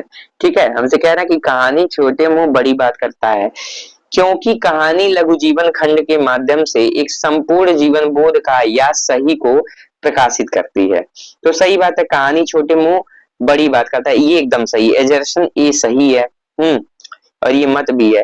रीजन की बात करें, करें क्योंकि कहानी लघु जीवन खंड के माध्यम से एक संपूर्ण जीवन बोध का या सही को प्रकाशित करता है, एकदम सही है, दोनों सही है। तो हमारा विकल्प क्या हो गया? सी सही हो गया। ठीक है, अब देखिए, अगर हम बात करें कहानी लघु जीवन खंड के माध्यम से एक संपूर्ण जीवन बोध या सही को प्रकाशित करती है, तो ये नामवर सिंह का एक निबंध था, कहानी नई कहानी, उनका आलोचनात्मक लेख था, उस पुस्तक से है। ठीक है, अब देखिए अगला प्रश्न हमसे कह रहे हैं कि नाटक केवल चाक्षुष यज्ञ है। ठीक है, हमसे कह रहे हैं नाटक केवल चाक्षुष यज्ञ है क्योंकि आधुनिक, अब रीजन दे रहे हैं क्योंकि आधुनिक मान्यता है कि नाटक में दृश्य की तुलना में श्रव्य तत्व कम महत्वपूर्ण होता है। ठीक है, अब देखिए, हमसे कह रहे हैं नाटक केवल चाक्षुष यज्ञ है। ठीक है, अब देखिए विकल्प एक की अगर हम बात करें, ठीक है, तो ये एकदम गलत है। क्यों? चाक्षुष यज्ञ कैसे है? ठीक है, चाक्षुक यज्ञ नहीं है ये। ठीक है, क्योंकि इसमें दृश्य और श्रव्य दोनों जो तत्व हैं वो महत्वपूर्ण है। ठीक, अब देखिए, अगर हमसे पूछे कि आधुनिक, फिर देखिए रीजन की बात करें, हमसे कह रहे हैं आधुनिक मान्यता की नाटक में दृश्य की तुलना में श्रव्य तत्व कम महत्वपूर्ण होता है, तो ये भी गलत है। नाटक मंचन में अगर दर्शक नाटक को देखकर तथा सुनकर उसके भावों को अपने भीतर आत्मसात करते हैं, ठीक है, मतलब देखता भी है सुनता भी तब ना आत्मसात करता है, तो दोनों जो है कथन क्या है? गलत है। ठीक है, अगला प्रश्न देखिए। अब देखिए बालकृष्ण भट्ट का ये पूछता है, साहित्य जनसमूह के हृदय का विकास है। ठीक है, उनका एक निबंध भी था इस नाम से। ठीक, अब देखिए उसी निबंध से है ये प्रश्न, क्योंकि साहित्य का लक्ष्य केवल मनुष्य का चरित्र निर्माण है। अरे बाप रे! ठीक है, अब देखिए तर्क तो सही दे रहे हैं लेकिन जो रीजन है वो गलत है। ठीक है, तर्क सही है लेकिन जो रीजन है वो गलत है। तो हम देखते हैं ए सही आर गलत किस विकल्प में है प्रिय विद्यार्थियों? ए सही आर गलत, ए सही आर गलत। ठीक है, तो हमारा विकल्प डी में है कि ए सही आर गलत। विकल्प डी में है, ये सही आर गलत। अगला प्रश्न हम देखते हैं। अब देखिए ये जो है प्रसाद के काव्य लक्षण से, काव्य आत्मा की संकल्पनात्मक अनुभूति है जिसका संबंध विश्लेषण से है, विकल्प से है या विज्ञान से नहीं है। अब देखिए यहाँ प्रश्न देखिए, महत्वपूर्ण प्रश्न है हमारे सामने। कह रहे हैं कि ये जो है संकल्पना, काव्य आत्मा की संकल्पनात्मक अनुभूति जिसका संबंध विश्लेषण विज्ञान है, विज्ञान से नहीं है। ठीक है, अब विकल्प बी में देखिए, कह रहे हैं कि तर्क रीजन, क्योंकि विज्ञान का संबंध संवेदना से नहीं होता है। ठीक है, सही बात है, विज्ञान में संवेदना कहाँ, सब सारी चीज तार्किक होती हैं। तो हमारा विकल्प ए और बी दोनों सही है, दोनों सही है। ठीक है, 63 का हमारा बी विकल्प सही है। क्या, ए और बी दोनों सही है, मतलब काव्य श्रृंखलात्मक अनुभूति, ये तो प्रसाद का काव्य लक्षण ही है। ये किस निबंध से उनके लिया गया, तो काव्य कला एवं अन्य निबंध किसका है, तो प्रसाद जी का है, उससे लिया गया। अगर हम बात करें, क्योंकि विज्ञान का संबंध संवेदना से नहीं बल्कि तर्क और विचार से होता है, तो इसलिए देखिए विज्ञान का संबंध संवेदना से बता रहा है, नहीं, विज्ञान का संबंध किससे होता है, तर्क और विचार, तो दोनों सही है। अब देखिए 64 नंबर का प्रश्न से पूछ रहे हैं, कह रहे हैं कि संस्कृति के विकास के लिए मानसिक स्वतंत्रता अनिवार्य है। भाई सही बात है, ठीक है, अगर आप किसी मानसिक रूप से दबे रहेंगे तो संस्कृति की जो विकास के लिए स्वतंत्रता है वो अनिवार्य है, तभी विकास होगा। संस्कृति के विकास के लिए मानसिक स्वतंत्रता अनिवार्य, एकदम सही है, क्योंकि संस्कृति का एक मानसिक व्यापार, क्योंकि संस्कृति एक मानसिक व्यापार है, एकदम सही बात है कि संस्कृति एक मानसिक व्यापार है, ना कि भौतिक व्यापार है। ठीक है, वो मानसिक व्यापार ही है। पाश्चात्य विचारक अगर हम देखें, कार्ल जुंग संस्कृति, संस्कार, परंपरा आदि को सामूहिक अचेतन से जोड़कर देखते हैं। ठीक है, तो हमारा क्या, दोनों सही है, विकल्प ए और आर दोनों सही है। अब हम देखेंगे 65 नंबर के प्रश्न को, हमसे कह रहे हैं स्त्री पैदा नहीं होती बनाई जाती है। अरे ठीक है, स्त्री पैदा नहीं होती बनाई जाती है। अब देखिए सीमोन de Beauvoir कृत सेकंड सेक्स के हिंदी अनुवाद स्त्री उपेक्षिता, इसकी अनुवाद कौन थी, प्रभा खेतान। ठीक है, सीमोन दी बहुवार कृत द सेकंड सेक्स नामक पुस्तक था, उसकी एक हिंदी अनुवाद था स्त्री उपेक्षिता, जो लिखा किसने, प्रभा खेतान जी ने लिखा। ठीक है, उसी से संबंधित ये है। अब कह रहे हैं स्त्री पैदा नहीं होती बनाई जाती है। ठीक है, एकदम बात सही है, उसमें इन्होंने ये बात कही है, क्योंकि समाज उसे जन्म से ही वही संस्कार प्रदान करता है, तो बी भी सही है। माने अगर हम बात करें एजर्शन और रीजन दोनों सही है। ठीक है, अगर हम बात करें तात्पर्य, पैदा होने के बाद स्त्री को समाज, धर्म और संस्कृति अपने अनुसार गढ़ते हैं। ठीक, अतः हमारे सामने जिस रूप में आती है वह उसका नैसर्गिक रूप नहीं है। रीजन की बात करें तो वो भी सही है, क्योंकि समाज द्वारा दिए गए संस्कारों से ही क्या होता है, स्त्री अपने व्यक्तित्व का विकास करती है, आचरण को आत्मसात करती है। ठीक है, अब वो पेट में लेके संस्कार थोड़ी ना पैदा होती है, बल्कि क्या होता है, प्रकृति स्त्री से के साथ कोई भेदभाव नहीं करती, बल्कि समाज उसे वैसा बनाता है। ठीक है, अब देखिए दोनों सही है। अब देखिए पंक्तियों से प्रश्न है, वियोगी होगा पहला कभी, बचपन से हम लोग पढ़ते आ रहे हैं, आह से उपजा होगा गान। ठीक है, तो सबसे पहले जो आसान है, ठीक है, उन्हें मिलाते हैं हम लोग। वियोगी होगा पहला कभी किसका, सी का पहला हम लोग मिलाते हैं। ठीक है, सी का पहला किसी विकल्प में है, एक विकल्प में है। हमें उत्तर मिल गया है क्या, हाँ हमें उत्तर मिल गया है। अब हम देखते हैं, जो बीत गई सो बात गई, ये पंक्ति किसकी है, तो ये पंक्ति तो हरिवंश राय बच्चन की बड़ी फेमस पंक्ति है। ठीक है, डी का दूसरा है, मतलब हम लोग एकदम सही चल रहे हैं। अब देखिए, अब हम लोग आते हैं, सलभ मैं साप मैं वर हूं, ये किसकी पंक्ति है, तो महादेवी वर्मा की, सलभ मैं साप मैं वर हूं। ठीक है, किसकी है, महादेवी वर्मा की है। ठीक है, एकदम सही है।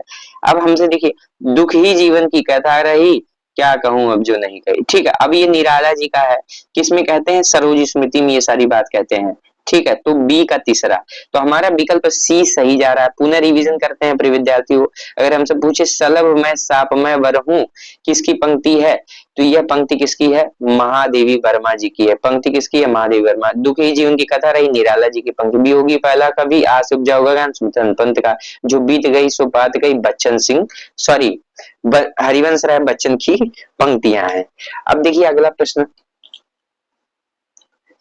हमसे क्या कह रहे हैं, निम्नलिखित पात्रों को उनके नाटकों के साथ सुमेलित कीजिए। मतलब पात्र दिए गए हैं और उनके नाटक दिए गए हैं, अब हमें क्या करना है, हमें सुमेलित करना है। ठीक है, हमें पात्र दिया गया है और वो नाटक के पात्र है, उन्हें सुमेलित करना। अभी देखिए हम लोगों ने देवसेना को पढ़ा था, देवकी, देवसेना, स्कंदगुप्त। ठीक है, हमें नहीं आ रहा है, हमें बस ये बात पता चल गई कि देवसेना, स्कंदगुप्त, शीलवती, ये पात्र पूछ ले तो सूर्य की अंतिम किरण से सूर्य की पहली किरण तक। ठीक है, अब देखिए हम लोग उत्तर ढूंढेंगे अपना, देवसेना, बी का तीसरा किसी विकल्प में है, आइए बात करते हैं। बी का तीसरा एकमात्र विकल्प में है। ठीक है, एकमात्र विकल्प में है। ठीक, अब हमारा सी उत्तर तो सही जा रहा है, लेकिन अब हम पूरे प्रश्नों पर बात करेंगे और यही बात करके बात ही समाप्त करेंगे। अब देखिए मल्लिका पात्र पूछा है कई बार परीक्षाओं में। ठीक है, मल्लिका पात्र किसका है, तो मोहन राकेश का नाटक था आषाढ़ का एक दिन। ठीक है, उसकी पात्र है। अगर कालिदास, विलोम, मातुल ये सब पूछे तो अब देखिए देवसेना पूछे, देवसेना हो गया, सर्वनाग, कुमारगुप्त, खिंगल, ये सब पात्र किसके हैं? तो स्कंदगुप्त के हैं। देखिए शीलवती, उक्काक, महात्म पात्र पूछे, उक्काक पूछ ले, महात्म, राजपुरोहित, ये सारे पात्र सुरेंद्र वर्मा का है। शर्मिष्ठा पात्र पूछे तो नंद किशोर आचार्य जी का एक नाटक है, वो नाम क्या है? देहांतर। ठीक है, ये महत्वपूर्ण शर्मिष्ठा पात्र जो है देहांतर, ये किसका है? तो नंद किशोर आचार्य जी का है। लिख लीजिए, महत्वपूर्ण है, नंद किशोर आचार्य जी का है, नंद किशोर आचार्य जी का है। अब देखिए अगला प्रश्न हमारे सामने, तो हमें ये तो पता चल गया हमारा जो 67 है उसका सी विकल्प सही है, सी विकल्प सही है। ठीक है, अगले प्रश्न पर आते हैं। हमसे पूछा ये जा रहा है कि निम्नलिखित आंचलिक उपन्यासों को उनके लेखकों के साथ सुमेलित कीजिए। ठीक है, आंचलिक उपन्यास है, उनके लेखक कौन है? तो वही बता दीजिए। रत्नाथ की चाची, नागार्जुन। ठीक है, विधवा विवाह की समस्या पर है। ठीक है, अब देखिए रतिनाथ की चाची किसका है? तो नागार्जुन का है।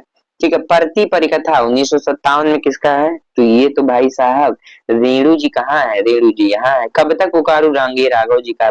पानी के प्राचीर रामदरस मिश्र का है। तो पहले का दूसरा। ठीक है, बी का क्या होगा? चौथा। ठीक है, लड़ाई चल रही है, कब तक पुकारू रांगे राघव, और ये लड़ाई जीत गया आपका विकल्प डी। ठीक है, प्राणी के प्राचीर रामदरस मिश्र का है। ठीक है, तो इसमें विकल्प डी सही है। हाँ, विकल्प डी सही है। क्या? कि रतिनाथ की चाची पूछे 1948 में तो नागार्जुन जी का है। परती परिकथा 1957 पूछे तो परिचन्न रेणु का है। कब तक पुकारू 1957 में रांगे राघव का है। पानी के प्राचीर 1961 में रामदरस मिश्र का है। लोहे के पंख की बात करें प्रिय विद्यार्थियों तो हिमांशु श्रीवास्तव जी का है। ठीक है, लोहे के पंख किसका है? हिमांशु श्रीवास्तव जी का है। अगर हमसे पूछे पानी के प्राचीर नामक उपन्यास के लेखक 1961 में कौन है? तो रामदरस मिश्र है। ये इंपॉर्टेंट है। अब देखिए, अब हमसे पूछा निम्नलिखित कवियों को उनकी कृतियों के साथ आप मिला दीजिए। ठीक है, अब देखिए कह रहा चिंतामणि। ठीक है, चिंतामणि की कौन सी कृति है? क्या कवि कुल कल्पतरु है? ठीक है, हाँ है, कवि कुल कल्पतरु है। तो ए का पांचवा एक ही विकल्प है, हमें उत्तर तो मिल गया, हमारा बी विकल्प सही जा रहा है। अब देखिए मतिराम। ठीक है, मतिराम का क्या है? वित्त कौमुदी है। कहीं है विकल्प में? हाँ, वृत्त कौमुदी है। अब देखिए मिल गया हमें, वृत्त कौमुदी मतिराम का है। ठीक है, सही हो गया। भूषण की कौन सी पंक्ति है? तो छत्रसाल दशक है। ठीक है, बोधा का क्या है? विरह वारिस है। तो विकल्प चार हमारा सही जा रहा है, बोधा का विरह वारिस है। आइए बात करते चिंतामणि की, अगर हम देखें कवि कुलकर्तरु भी इन्हीं का, रस विलास भी इन्हीं का है। ठीक है, श्रृंगार मंजरी भी इनका है। अगर मथिराम की बात करें तो देखिए उसमें छंदसार, रसराज, ललित लाम, ठीक, साहित्य सार, लक्षण श्रृंगार, ये सारी रचना किसकी है? मथिराम की है। भूषण, मथिराम के विषय में शुक्ल लिखते हैं ना कि इनके अंदर भाषा बाह्याडंबर नहीं था, जो भाषा का शब्दाडंबर था वो ये नहीं करते थे। एकदम जो भाव आते थे वही भाव को, ये नहीं कि चमत्कार उत्पन्न करने के लिए कि मैं बहुत बड़ा साहित्यकार हूँ तो बनावटीपन रहा, एकदम स्वाभाविक भाव इनके थे। ठीक है, ऐसा शुक्ल लिखते हैं। कह रहे हैं भूषण, छत्रसाल दशक, शिवराज भूषण, शिवा बावनी, ये क्या थे? वीर रस की कविताएं लिखे हैं उन्होंने। अब देखिए बोधा का अगर हम देखें वीर वारिस और इसका नामा किसका है? तो बोधा का है। अब देखिए हमारे सामने 70 नंबर का प्रश्न हमसे पूछा ये जा रहा है कि मत है, और ये देखिए ये प्रश्न तो वायरल है, पेपर आउट प्रश्न है। वल्लभाचार्य जी ने कौन सा मत दिया? ठीक है, तो क्या शुद्ध द्वैतवाद दिया? हाँ, शुद्ध द्वैतवाद दिया। ठीक है, तो पहला विकल्प हमारा उत्तर हमें मिल गया, लेकिन हम अंतिम तक लड़ेंगे। निम्बार्काचार्य द्वैता द्वैतवाद। ठीक है, द्वैता द्वैतवाद किसका मत है? निम्बार्काचार्य का है। रामानुजाचार्य ने विशिष्टा द्वैतवाद दिया, एकदम सही। मध्वाचार्य ने क्या दिया? तो द्वैतवाद दिया। मध्वाचार्य ने क्या दिया? द्वैतवाद दिया। ठीक है, ब्रह्म संप्रदाय द्वैतवाद मध्वाचार्य। ठीक है, गुजरात में इन्होंने प्रतिपादन किया ये सब। अब देखिए तो हमारा विकल्प क्या है? पहला विकल्प हमारा सही जा रहा है। ठीक है, अब देखिए अगला प्रश्न 71 नंबर का प्रश्न हमसे क्या पूछा जा रहा है? कुल 75 प्रश्न है इसमें, और देखिए ये जो है ना बहुत महत्वपूर्ण प्रश्न है, आप इसकी गंभीरता को समझिए और बार बार पढ़िएगा इन प्रश्नों को। कह रहे हैं निम्नलिखित कृतियों को उनके कवियों के साथ सुमेलित कीजिए। ठीक है, कवि है उनकी कृति सुमिलित करना। चंदन का है, किसका है? तो मुल्ला दाऊद का 1379 में था ना। मृगावती 1501 में कुतुबन का है। ठीक है, खरावट किसका है? तो जायसी जी का है। ठीक है, मधुमालती 1545 मंजन। ठीक है, तो हमारा पहले का क्या हुआ, तीसरा विकल्प सही जा रहा है, तीसरा, पहले का तीसरा। ठीक है, हमें उत्तर मिल गया डी। अब देखिए मृगावती कुतुबन सही है, अखरावट जैसी एकदम सही, मधुमालती 1545 में मंजन किए, तो हमारा विकल्प डी सही हो गया। हमारा 72 नंबर का प्रश्न हमसे पूछ रहा है निम्नलिखित कवियों को उनकी कृतियों के साथ सुमेलित कर दीजिए भैया। ठीक है, उसमें कह रहा है स्वयंभू, स्वयंभू का क्या है, परिस, पौमचर्यु ऋठडेमचर्यु स्वयंभू छंद, तो पौमचर्यु पहले का दूसरा। आइए पहले बात करते हैं किसी विकल्प में है दूसरा, हाँ भैया है दूसरा, विकल्प बी में। ठीक है, अब देखिए, फिर देखिए पुष्पदंत क्या कह रहा है, महापुराण, तो बी का क्या होगा, तीसरा महापुराण हो गया, एकदम सही, बी का तीसरा।